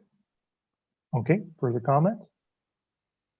I'll just say I think Councillor Carr makes a good point. You know, we want this project to succeed. I certainly want to see it succeed. But to get it done, and to get it done right, and to get it done in the interest of the taxpayer, you know, the lease terms have to be met, and we have to meet the critical dates, and we have to, you know, there's a lot. We're in the easy part right now. There's only a few things happening. When we get into actual construction, there's going to be several elements of the lease that will come into play that will have to be managed, and where expectations from the municipality as laid out in the lease will have to be met, and we expect that the lease will be upheld and that those terms will be adhered to. So I appreciate the CAO's comments and the director's comments about how they're going to do that. The town takes this lease and its term and its words in it very seriously, and we do expect the proponent to adhere to it. And we know that by doing that, the proponent will be successful and the municipality will be successful in this joint venture. So those are my comments, but I do believe it's in the context of the pandemic that this postponement to June 9th, or when the proponent takes possession of the property, is reasonable. And certainly when we signed the lease last December, about a year ago, we could not have envisioned this scenario having transpired. And so I think it's reasonable to give them a little bit of flexibility because of that, and this does provide that.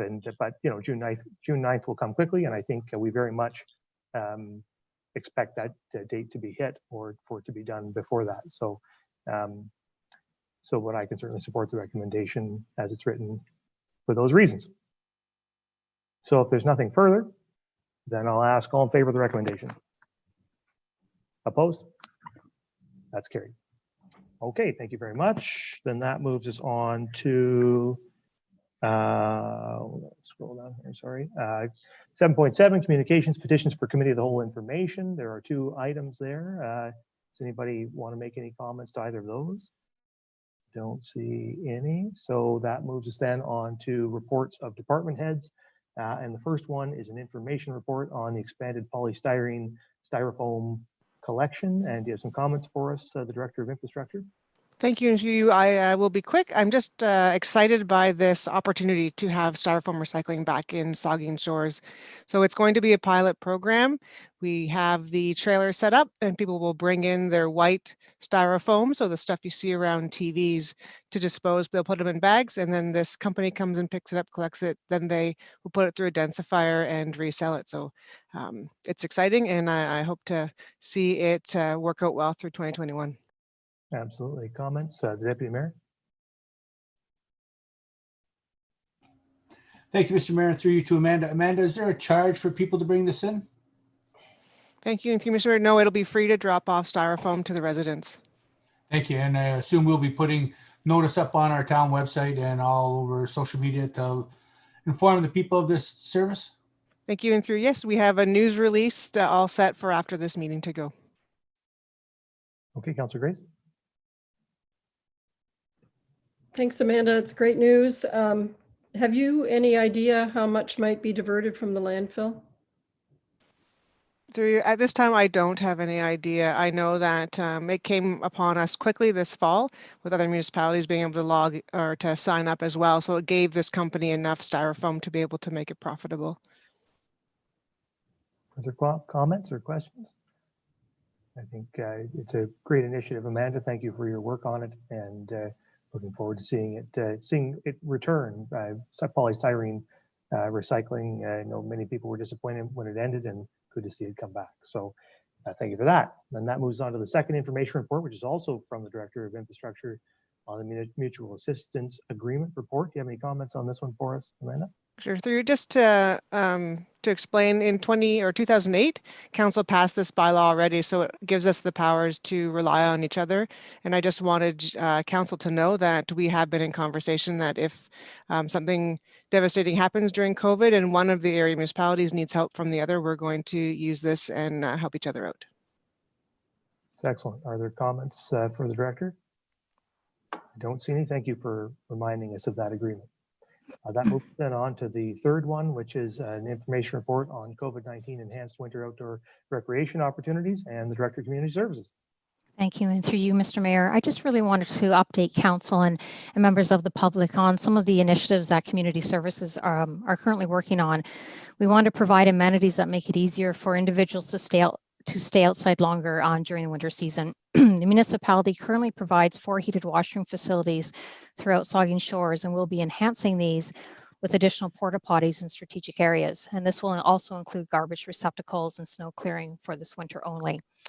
The Saugeen Rail Trail will also be grooming portions of the Saugeen Rail Trail for additional enhancements. There is no impact to their agreement at this time, and continued discussions could focus potentially on other trails as well for grooming. And staff are continuing to seek partnerships for potential outdoor ice pads and the possibility of grooming additional trails outside of the trail jurisdiction. We want to share with you that as we enter into the winter season and the steps that we have taken to date. And obviously many of these are dependent on the weather and those continued discussions with partnerships. So as the season progresses, you may see more amenities outside, but as we approach the Christmas season, we wanted to give you a heads up on just some of the discussions that we've had to date. Thank you. Comments, questions for the Director, the Vice Deputy Mayor?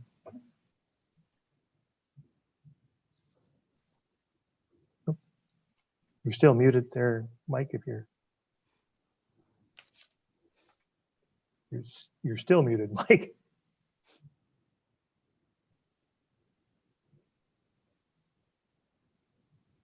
Oh, there we go. Sorry about that. No problem. Jane, I just wanted to pass on my congratulations for this initiative. I think anytime we can provide outdoor recreation for our residents to live a healthier lifestyle, I think it's just a great thing. And bringing back outdoor ice rinks, just it's just wonderful that we're doing that. And so pass on my thanks to Frank and all your staff. And I see that the fire department volunteers, Phil's listening in on Matt. Just pass on Matt, if you would, and Phil to the volunteer firefighters for stepping up to the plate and making that happen for outdoor ice rinks. And I think it's just fabulous. I know it's weather dependent, but boy, I think you'll see lots of good use, and so it's tremendous. And I see the trails. We're looking at some outdoor trails as well. But Jane, the two when we talk about the locations, 2 outdoor pads, Port Elgin, Southampton. Maybe it's in your report, I missed it. But whereabouts what are you thinking, Jane, for locations?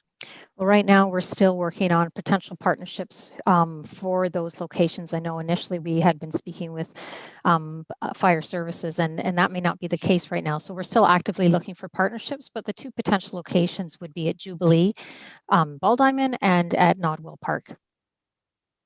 In Southampton? In Nodwell Park in Port Elgin. So there's 4 in total, Jane, or just 1 in each? One in each community, 1 in Southampton and 1 in Port It's like Elgin. 2 outdoor pads in each. Okay, so it's 1 and 1. That's Correct. tremendous, Jane. Thanks again for your efforts. I think it's a wonderful initiative. And if I may take this moment too, we would be certainly happy to work with other community groups. If potentially there were 2 in each community, we'd like to maybe rehabilitate some of those previous outdoor parks, ice pads that we had when I first came to the town 26 years ago. So there may be some potential there. Thank you. Further comments on this one? I also thanks though to the rail trail for considering the potential of grooming the trail. I think that that's a really, for this year at least, a good one to do and to try and to give people that chance to travel across the community on skis via the trail. I think that's going to be a really positive thing. And so, I mean, certainly Jane and Kristen and Matt have passed along our thanks to the rail trail for even considering that. I'm sure it'll be a fair bit of work for them and their volunteers. It's certainly much appreciated by the community. Okay, so that brings us to the end of Committee of the Whole, and we can do a lightning round on announcements by members and start with the Deputy Mayor. Thank you, Mr. Mayor. And through you, just a reminder to everybody that as we are quickly approaching the Christmas holiday season, that is important now more than ever to maintain our social distancing, keep our gatherings as small as possible, and try and stop the spread of COVID-19. So have a safe and happy holiday, everybody. Thank you, Vice Deputy Mayor. I just want to thank the organizers of the Vigil of Violence Against Women there this past Sunday, Sunday, I guess was, I think, remember the date. It was on, the 6th. But, you know, it was just a really moving, you know, presentation done on Zoom, virtual meeting. And boy, they sure did a wonderful job, you know, presenting it. And I just wanted to thank the organizers of that event and reminding us all, you know, violence against women is just, it's out there and it shouldn't be. And we just need to all be aware of it and be supportive of what the message you're trying to portray there, send out. So I just want to thank the organizers. Yeah, thank you. Councillor Schreider. Thank you. Just maybe a thank you and a congrats to everybody who is still hosting our minor sports. Our schools were doing really well. Community events, even though they're reduced, but we're still seeing some celebrations of some sort. So, and I think in particular too, just to the families and to the residents that are saying, we're still going to celebrate how we celebrate, and it will be a little bit modified this year, but still the intent is there. So to keep everybody safe and everybody strong, and well wishes. Thank you, Councillor Smith. I would just like to take a moment to thank Vice Deputy Mayor Mike Myatt, Councillor Grace, and Jay Posner. I had an opportunity to review the Attainable Housing Roundtables on YouTube, and if we haven't all had a chance, I would obviously encourage you to do so. Jay did not misspeak in any way in his message where he spoke to the emotional component. It was a very moving presentation from a number of our community members, and I just want to thank them for bringing their passion to this project. It's been brought up a few times tonight, and I know we're going to make progress with these folks at the helm. Thanks for that. Councillor Rich. Thank you, through you, Mr. Mayor. It's going to be a different holiday season. Maybe a lot of people won't have family coming in from out of town. This may be one tough one, but we'll be back at it next year. Shop local, stay local, wear a mask. Let's stay in the yellow zone and get through this. Thank you, Councillor Grace. Thank you, Mr. Mayor.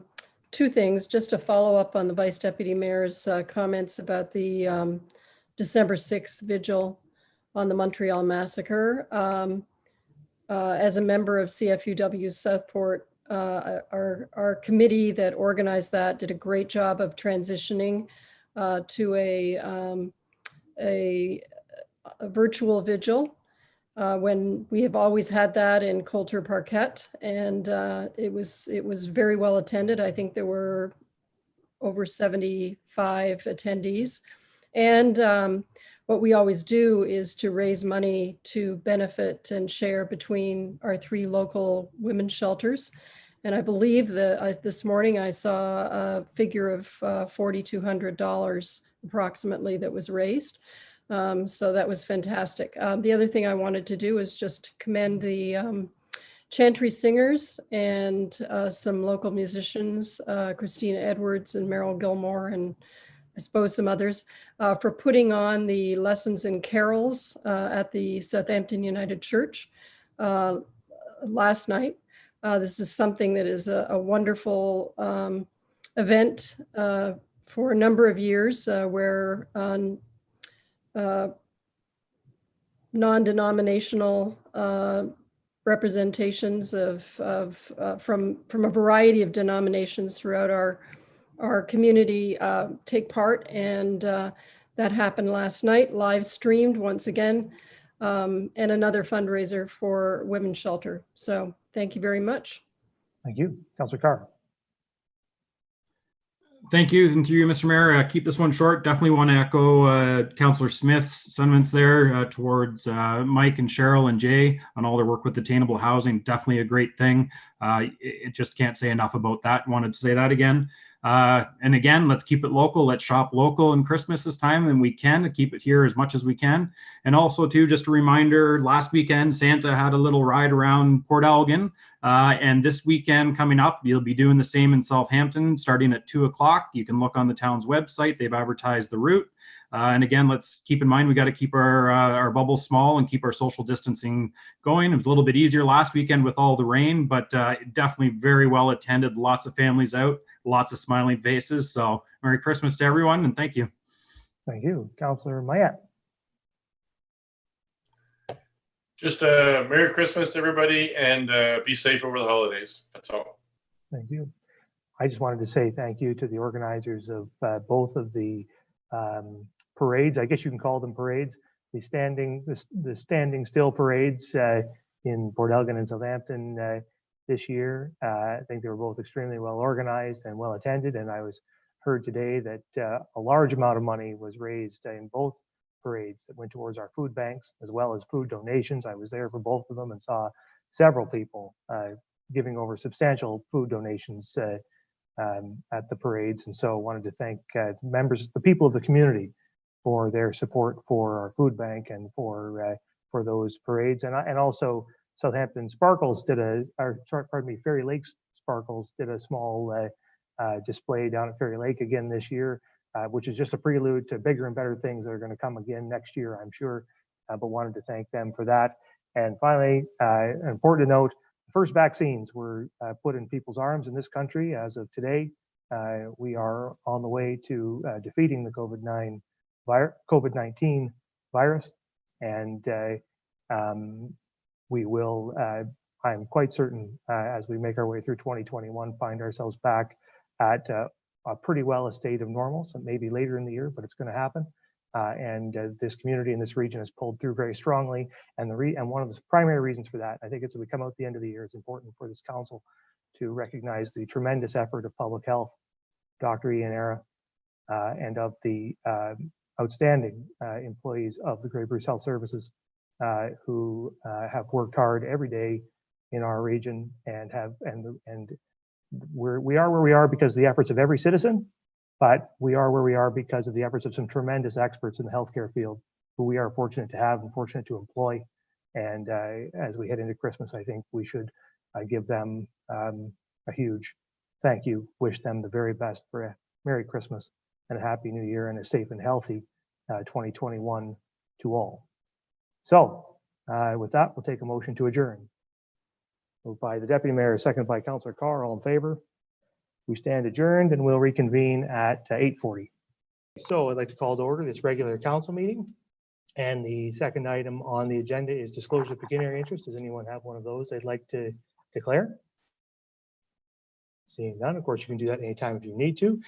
Item 3 is additions, deletions, and amendments. And we do have one item to add, which is item 9.6. Bylaw 83/2020, which is an agreement with Joel Young. Can I get a mover and seconder to add that item to the agenda? Moved by Councillor Grace, seconded by Councillor Schreider. All in favor? That's carried. All right, that moves us then on to, we have no public meetings, so that moves us on to adoption of the minutes. And we have 2 sets of minutes there, and I have a resolution that council adopt the minutes of the council meeting of November 23rd, 2020, and note and file the minutes of the committee of the whole meeting of November 23rd, 2020 as presented. Is there a mover and seconder? Moved by Councillor Schreider, seconded by Councillor Grace. Questions or comments to either of those sets of minutes? All in favor? That's carried. All right, then that moves us on to report of committee of the whole. And the first item is an infrastructure and development report, number 1, water systems financial plan. And there is a resolution that council adopt the infrastructure and development report 1 dated November 23rd, 2020, recommending that council adopts the water financial plan from 2021 through 2027 as amended. Is there a mover and seconder?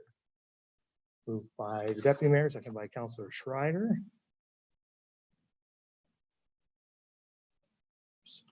Questions or comments to the resolution?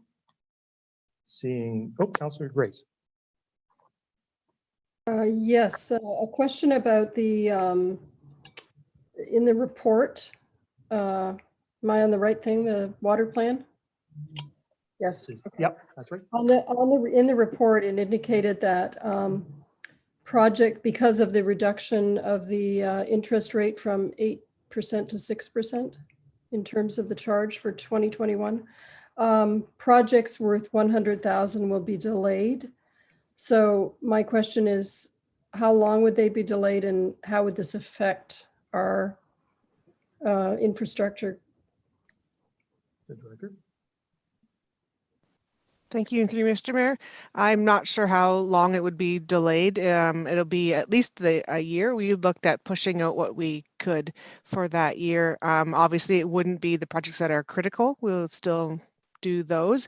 And the other point is if something was to become critical and we needed it, we would do it through debt financing, and then the next financial plan would have to recover that, the interest on that debt as well. Okay.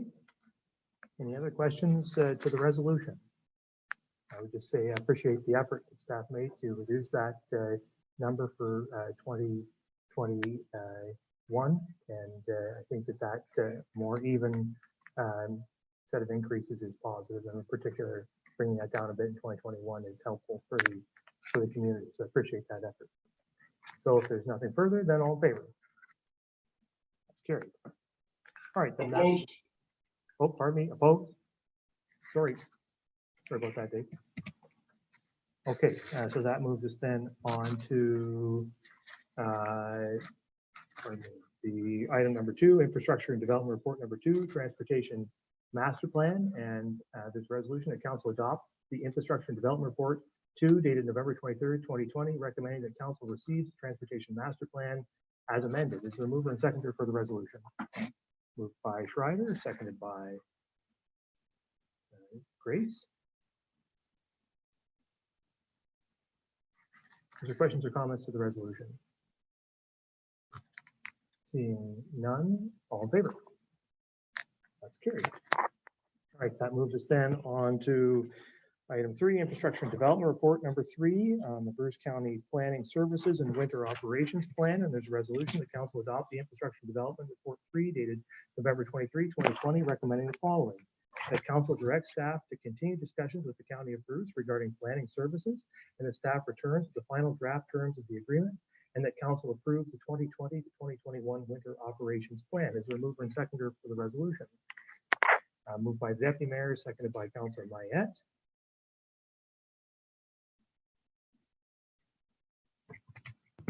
Questions or comments to this resolution?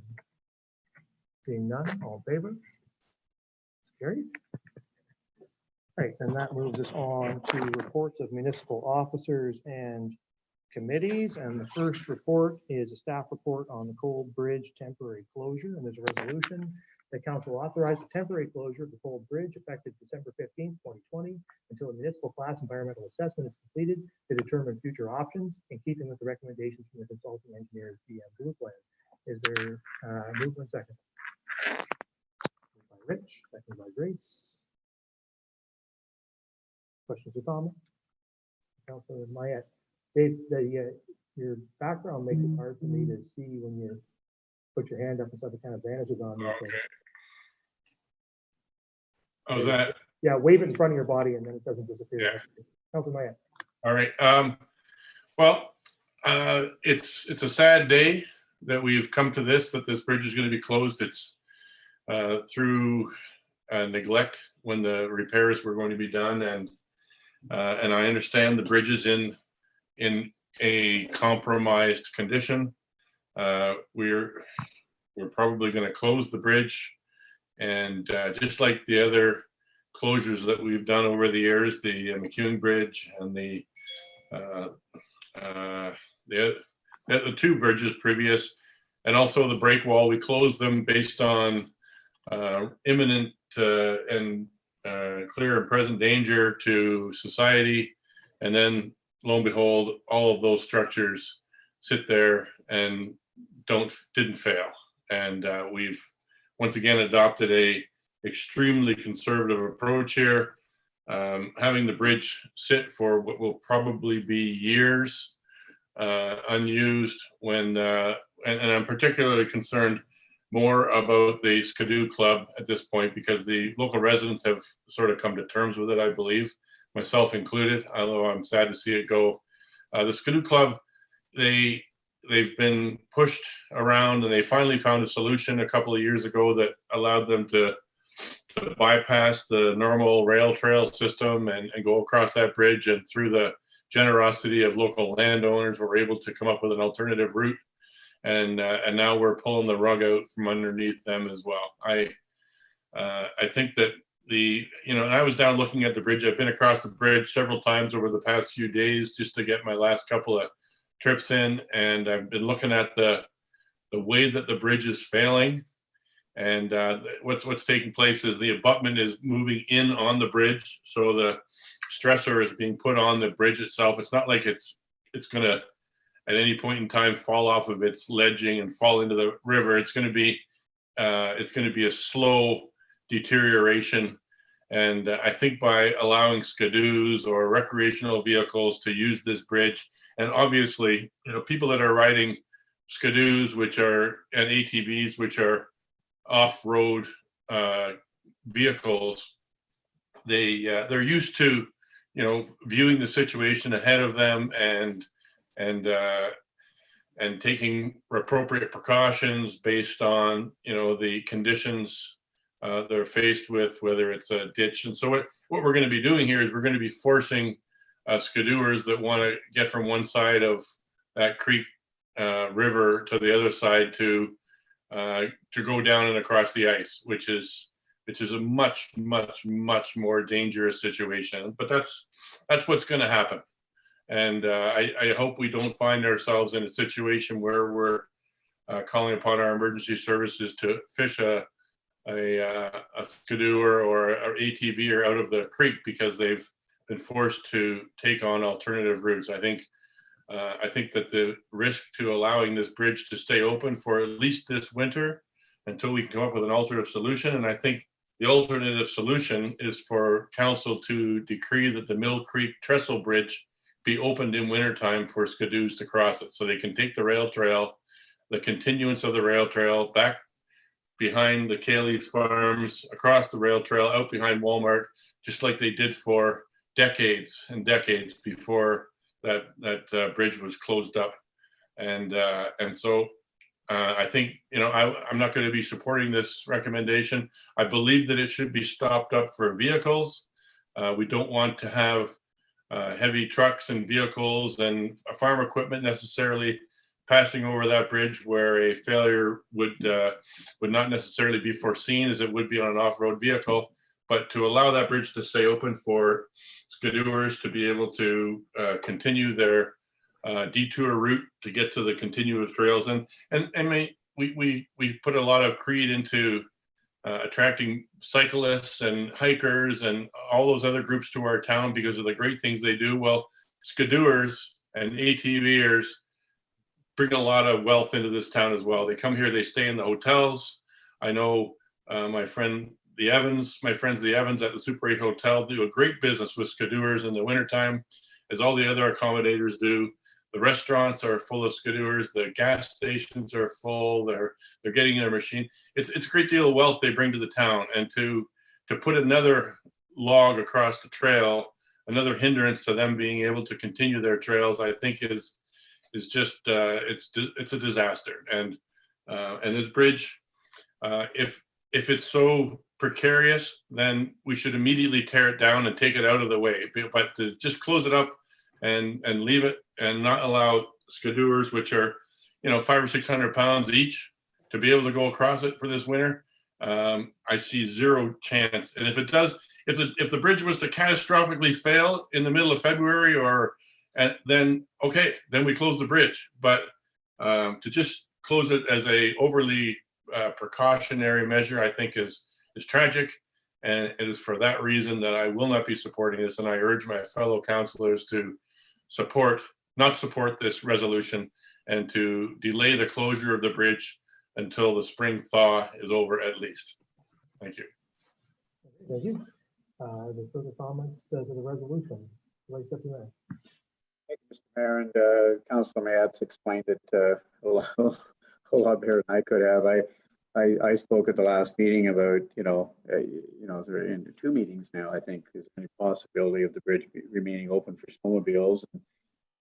I think what the answer coming back from maybe around the table could be, well, the risk and liability, and if you leave it open. But I am concerned. I like to see the bridge remain open for our snowmobilers. I really do share Dave's comments. Again, I'm not an engineer. Don't profess to be. I tend to, listening to Dave, what is it going to collapse? And at which point in time is there somebody on the bridge? But boy, oh boy, I just really am struggling with that. I'm not going to support the motion, but I think we might be creating more risk by having snowmobilers try to make their way down the side of that embankment and back up the other side across a creek, and then going over a bridge with a 500-pound snowmobile. So, I'm not going to support the motion. It may pass here tonight, but and I understand the risk and liability, but I support Councilor Mann on this and the snowmobiles. Okay, further comments, Councilor Schreider. Thank you, and through you, Amanda, can you just comment maybe on, I think Dave and Mike both bring up a couple of good points, but can you comment on the actual risk to the structural integrity of the bridge with snow loads? And those are things that we cannot estimate. I guess that's the way that I look at it, is that we have a professional engineer that says that it should be closed. There is a risk because with snow load and what that load capacity, and I know that snowmobiles, one snowmobile, if it weighs 500 or 600 pounds, but they travel in packs, and then we have ice, and then we have snow. Ice weighs more than snow. That load that it can take and that bridge capacity, is that what the factor is, and that's what the recommendation is to close it? Thank you, and through you, Mr. Mayor, that's exactly what it is. The dead load of snow is higher than the bridge can sustain. So the engineer feels that there is a risk that even just with the amount of snow we expect to see this winter, the bridge could collapse with or without movement or traffic of snowmobiles on the bridge. Okay, a follow-up question, if you don't mind. Is there a way to work with our local snowmobile club to come up with a detour route that wouldn't put them in harm's way? And I'm not sure that the closure of this bridge or that council is forcing them to go an alternate route, but can't we work with them perhaps to find a better route that would not allow that risk to happen, but not to be blamed by the closure of this bridge? Through you, Mr. Mayor, it would have to be through other private properties to come off the rail trail and then go around. So I'm not sure. We had reached out to the Snowmobile Club at the beginning of the fall when we got this report that said that we're going to need to close it and that the snowmobiles would still be an issue. And so I know our staff have already been in contact with them. I can see where they're at, where it comes to how they're working with the other landowners, and report back to you. Great, thank you. Yeah, that's Councilor Mayat. Just a point of clarification, Mr. Mayor. Thank you. Through you. First of all, with snow load, I've lived beside this bridge for almost 25 years now, and I've been across it in the wintertime on my skidoo numerous times. And in reality, snow does not accumulate on the bridge. It's usually, you got to grind across the concrete with your skis to get to the other side. Snow accumulates on the drifts on both sides, but typically it's not a place where a drift forms right on top of the bridge. It just doesn't happen. In fact, Dan from the Snowmobile Club would be able to tell you that in order to keep that trail keep the bridge covered in snow, they have to drag snow over and put it on the bridge. So snow load is actually not an issue on this bridge. We don't get that kind of snow. We get blowing snow. And secondly, with regards to finding an alternate route, there's the fact remains they have to get across Mill Creek.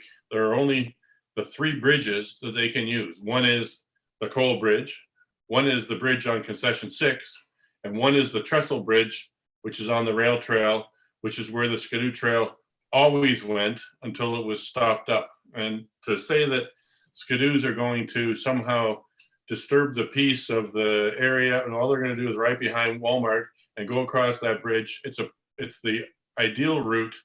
And for the Saugeen Rail Trail to have the authority to stop people from using that bridge is sinister. We should just, the town, we are the decision makers. We need to make a decision that says that the bridge over the Mill Creek, the old train trestle bridge, can have the barriers removed so that the Skidoos can go across it once again like they've done for decades. And we can put the barriers back up in the summertime if they want to keep the motorcycles and the ATVs off, that's fine. ATVs and motorcycles can take road routes around, but Skidooers need one of those bridges. So that to me is the ultimate solution, is to just take the barriers out and allow the Skidoos to go around it, but they have to get across the river. And if we close up this bridge, they're going to go down the side of Concession 6, riding over people's lawns, over the Cayley's lawn and through his crop fields.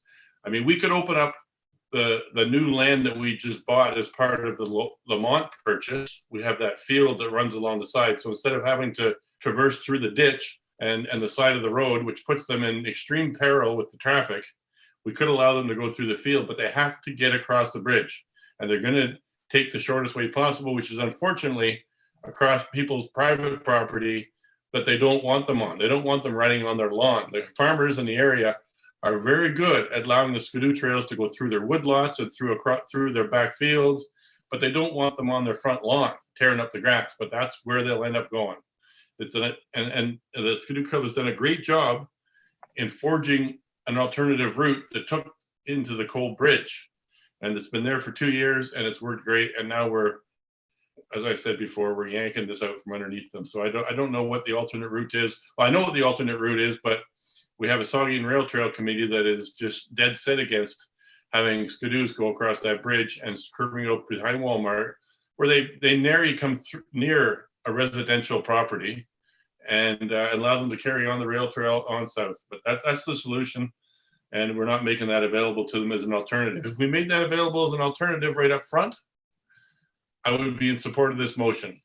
But until we come up with an alternative, this is a premature solution. So I thank you. I think that, we have two separate issues, honestly, here. We have an issue about the snowmobile club. We want to support the snowmobile club. We want to get them to move around the community. We want to get them into both Port Elgin and Southampton to get fuel and to go to the restaurants and do all those things. We need to figure that out.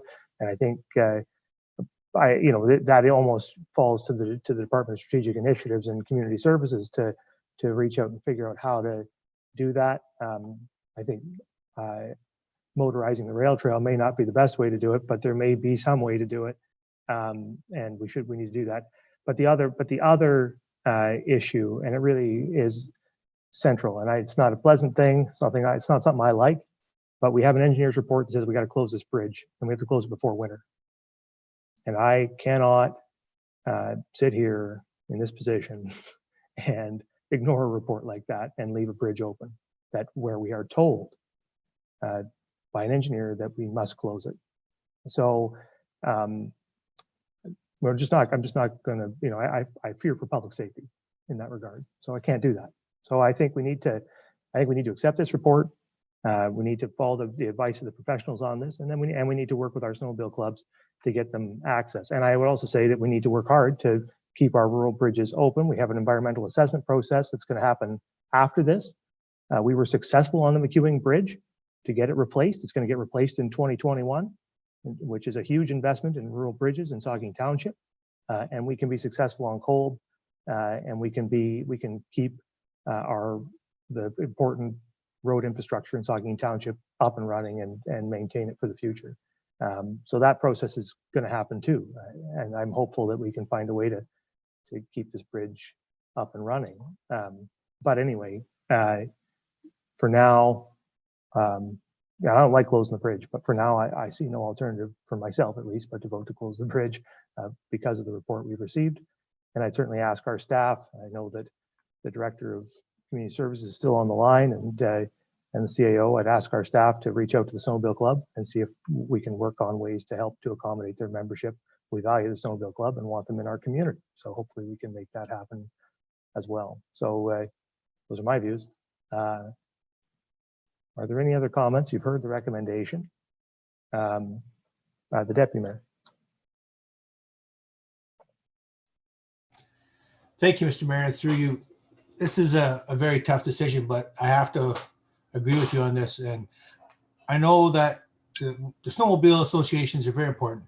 So wintertime activities are very important. People do a lot of snowmobiling around here, but we do have to take the safety of all our residents first. We can't wait. If it says that it's not safe, we have to, the only thing we can do is to close it until we get an alternative solution. So I agree with what you say. Let's talk with our directors. Let's work with the Snowmobile Club, find an alternative route, but safety first. I will have to support the motion based on that. So you, Councilor Schreider.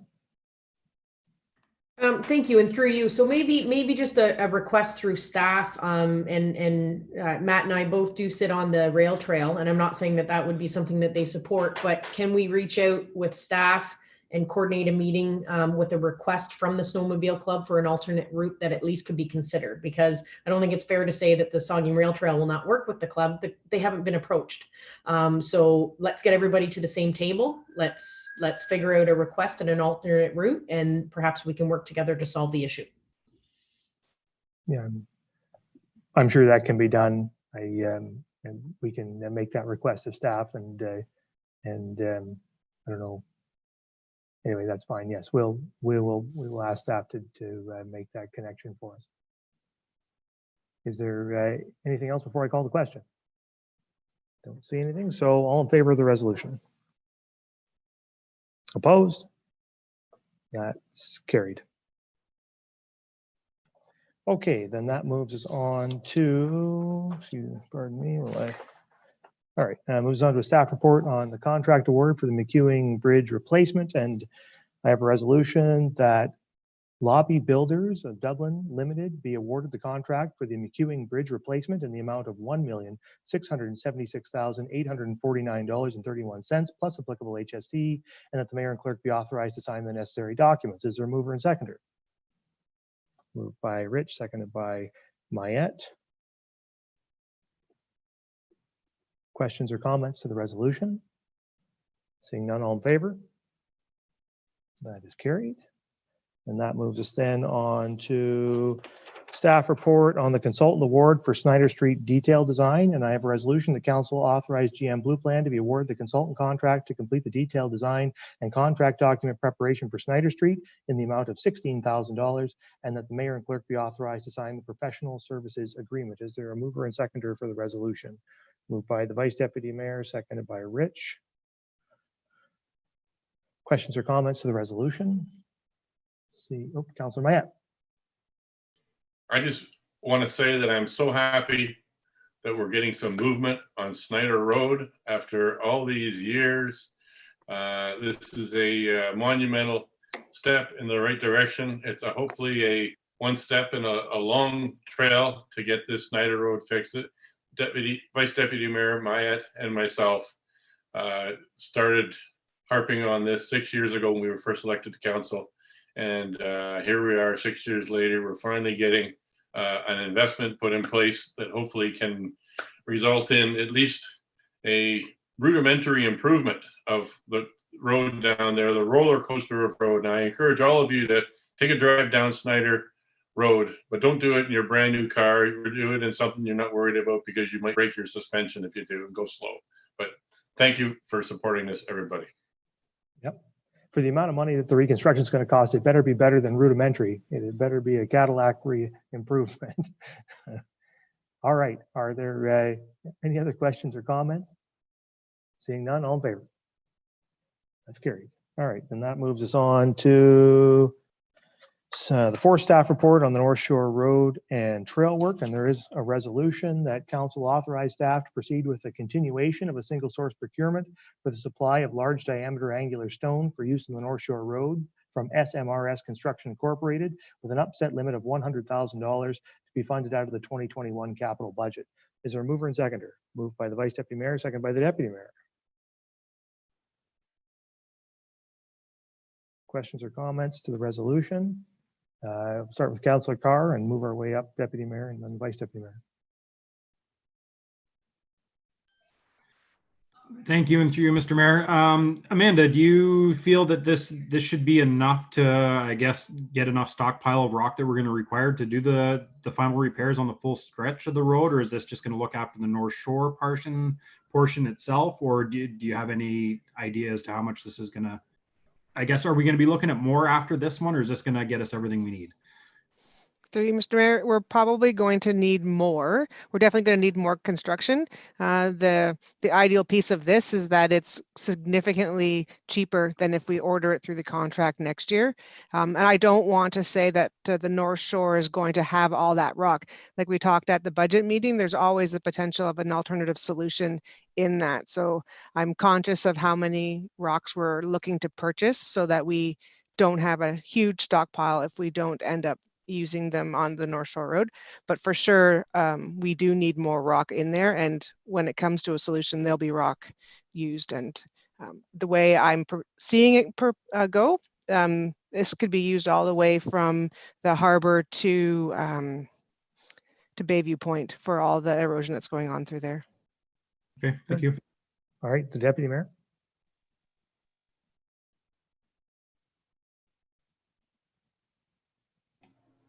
Thank you, Mr. Mayor. And through you, Amanda, I don't want you to look in your crystal ball. It's pretty hard to predict what Mother Nature is going to do. And I think people have to realize that at this point in the year, the water isn't cold enough. It's going to not likely freeze over this year.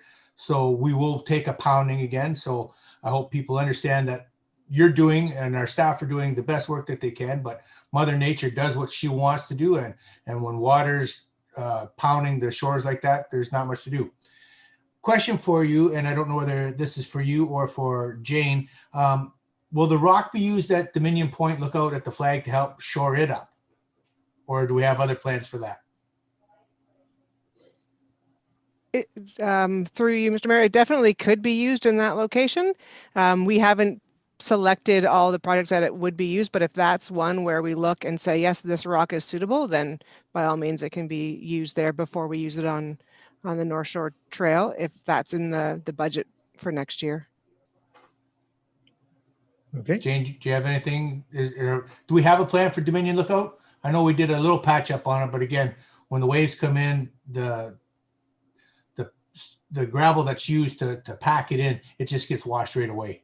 Yeah, obviously we're going to be working closely with the work that's happening along North Shore Road, and Dominion Lookout is just another aspect to that. So having this additional rock stockpiled gives us the luxury to use that rock as required and where required to hit those hot spots as you know, unfortunately, we find them when you find them, so to speak. So it won't be us scurrying around looking for rock at last minute. We'll have a lot of that stockpile here. Thank you. We appreciate it. And like I said, people just have to understand there's not much you can do when the waves start pounding in January, February, March. Yep. The Vice Deputy Mayor.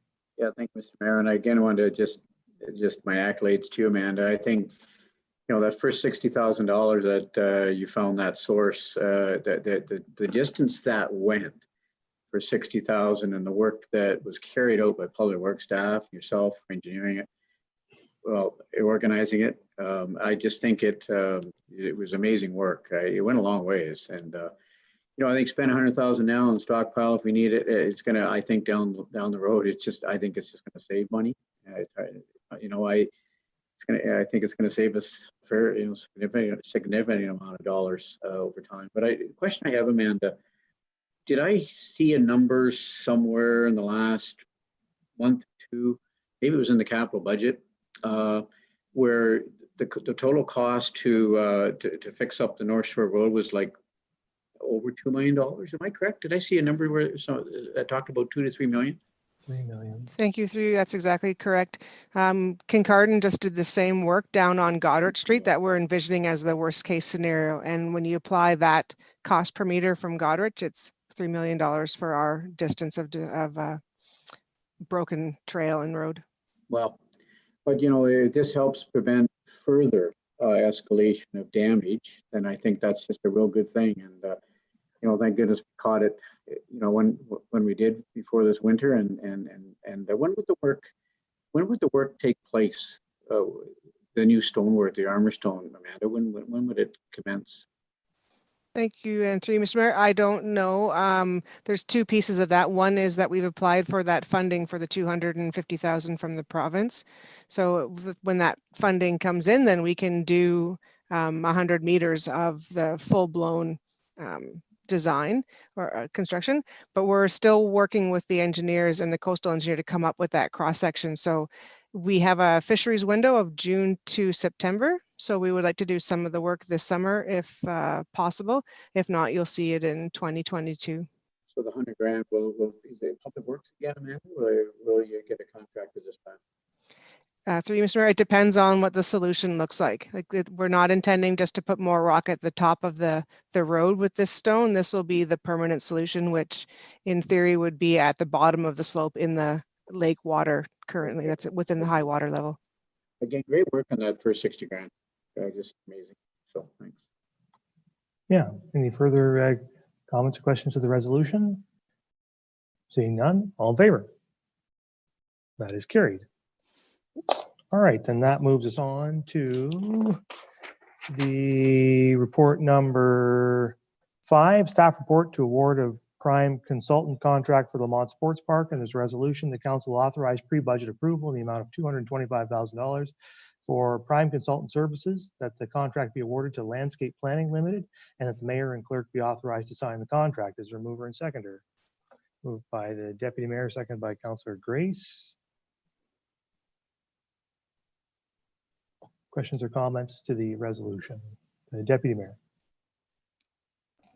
Thank you, Mr. Mayor. Through you, this is another good news story. Moving forward with the first phase of Lamont Park, we'll get our 4 diamonds shaped and seeded for next fall, and hopefully, possibly the end of 22, but definitely for 23.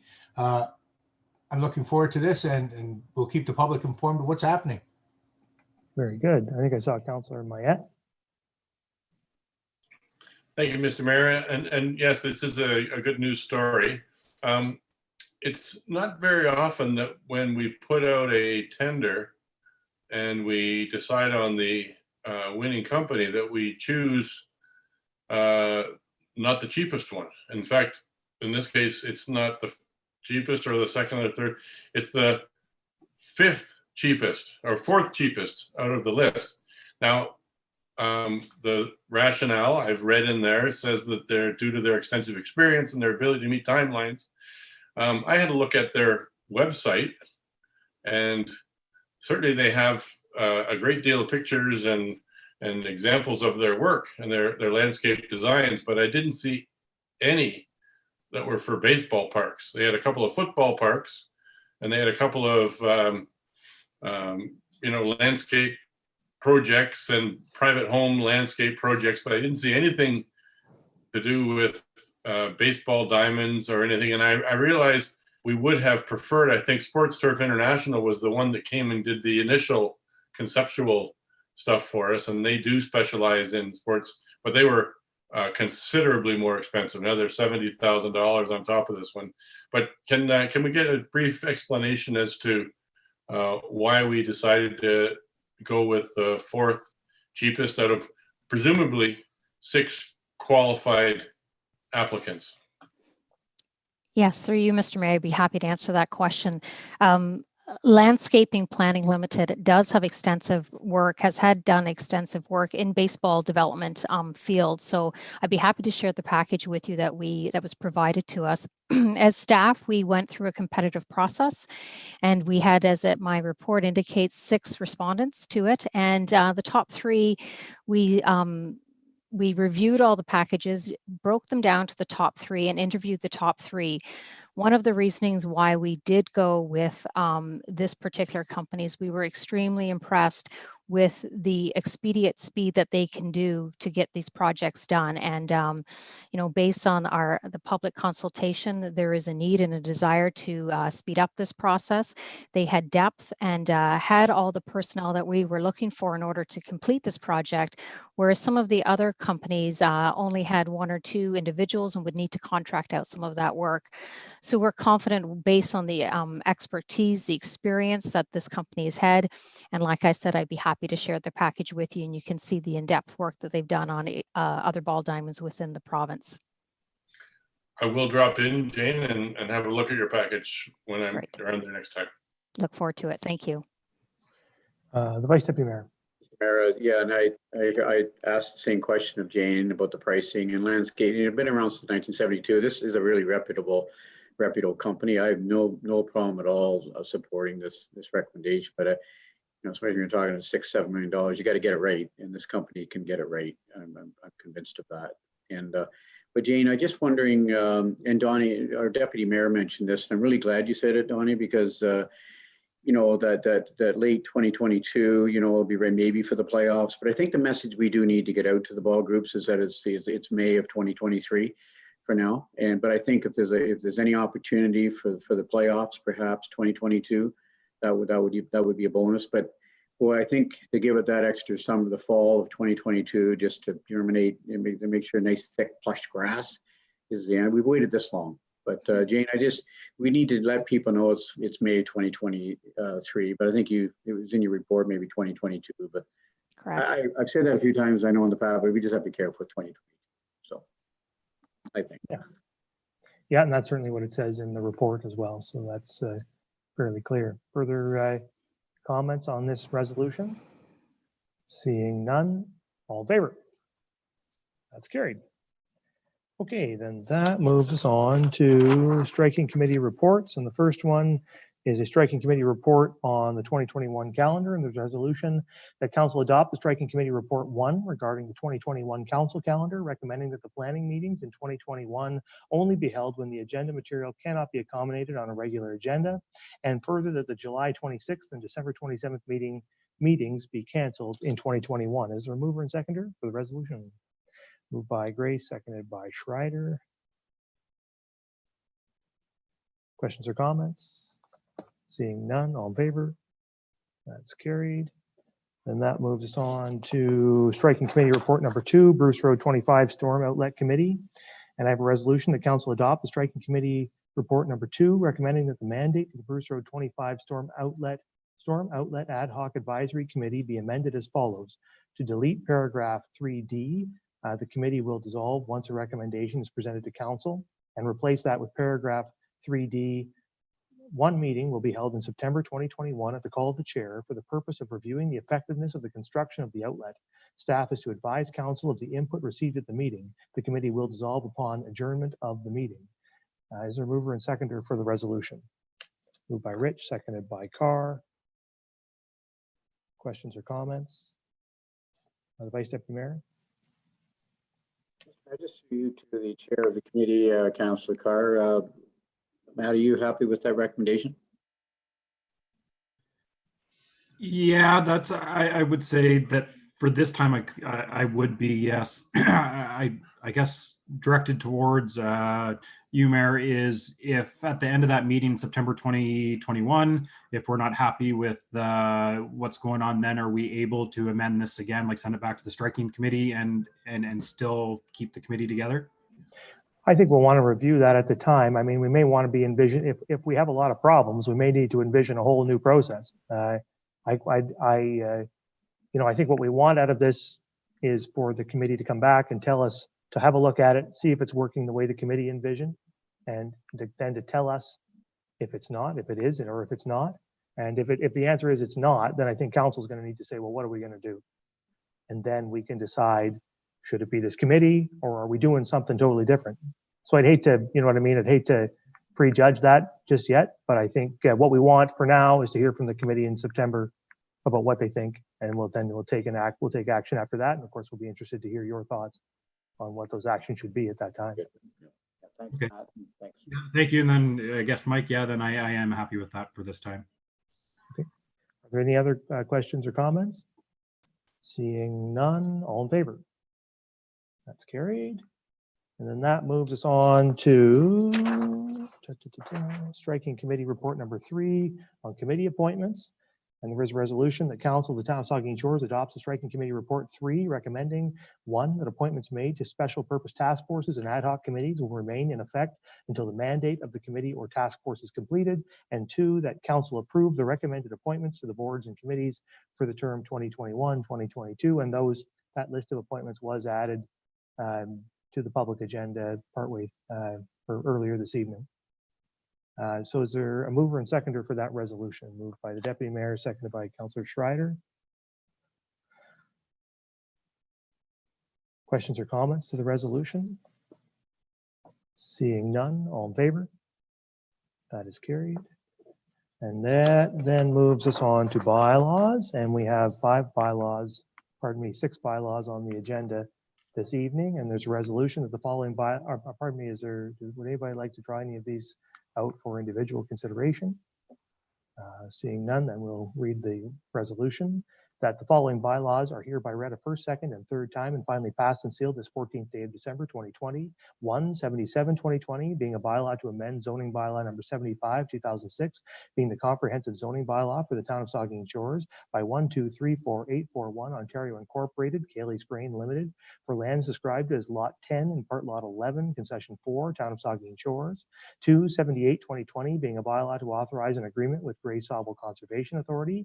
3/79/2020 being a bylaw to authorize the entering into of an agreement with Dr. Saj Khan. 4/80/2020 being a bylaw to authorize the entering into of an agreement with Dr. Christine Munsky. 5/81/2020 being a bylaw to set fees and charges for the provision of services or activities for the town of Saugeen Shores.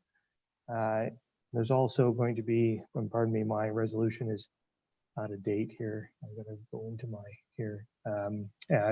6 bylaw 83/2020 being a bylaw to authorize physician service agreement with Joel Young, and 6/82/2020 being a bylaw 7/82/2020 being a bylaw to confirm the proceedings of the council meetings of the corporation of the town of Saugeen Shores.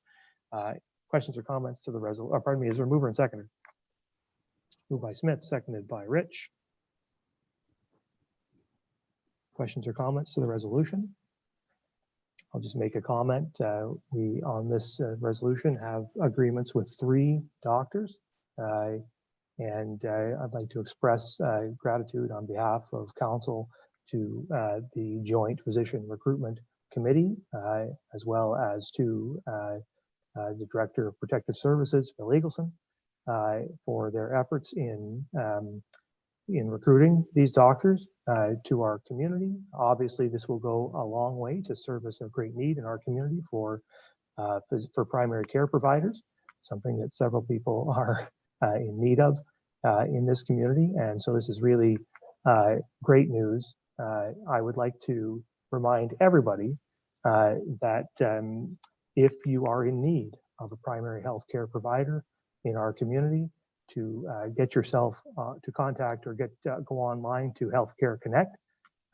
That's where you'll be able to get on the list and be able to have the opportunity to be taken on as a patient of one of these doctors. Do not call the Saugeen Shores Medical Clinics. Do not call these doctors. Personally, that's not going to be the way to get on to their rosters. The way to do that is to go on Healthcare Connect and get your name on that list, and that's how you'll get service. But this is tremendous news. And also a prime example, this council just recently reaffirmed its support for the Joint Physician Recruitment Program with Bruce Power and King Carden. And this is a clear indication of the value of that program and the fact that it needs to continue. I know the town of Saugeen Shores, this council is unanimous in that view. The town of Saugeen Shores is unanimous in that view, and we're keen to see that happen. So with that, I'll ask all in favor.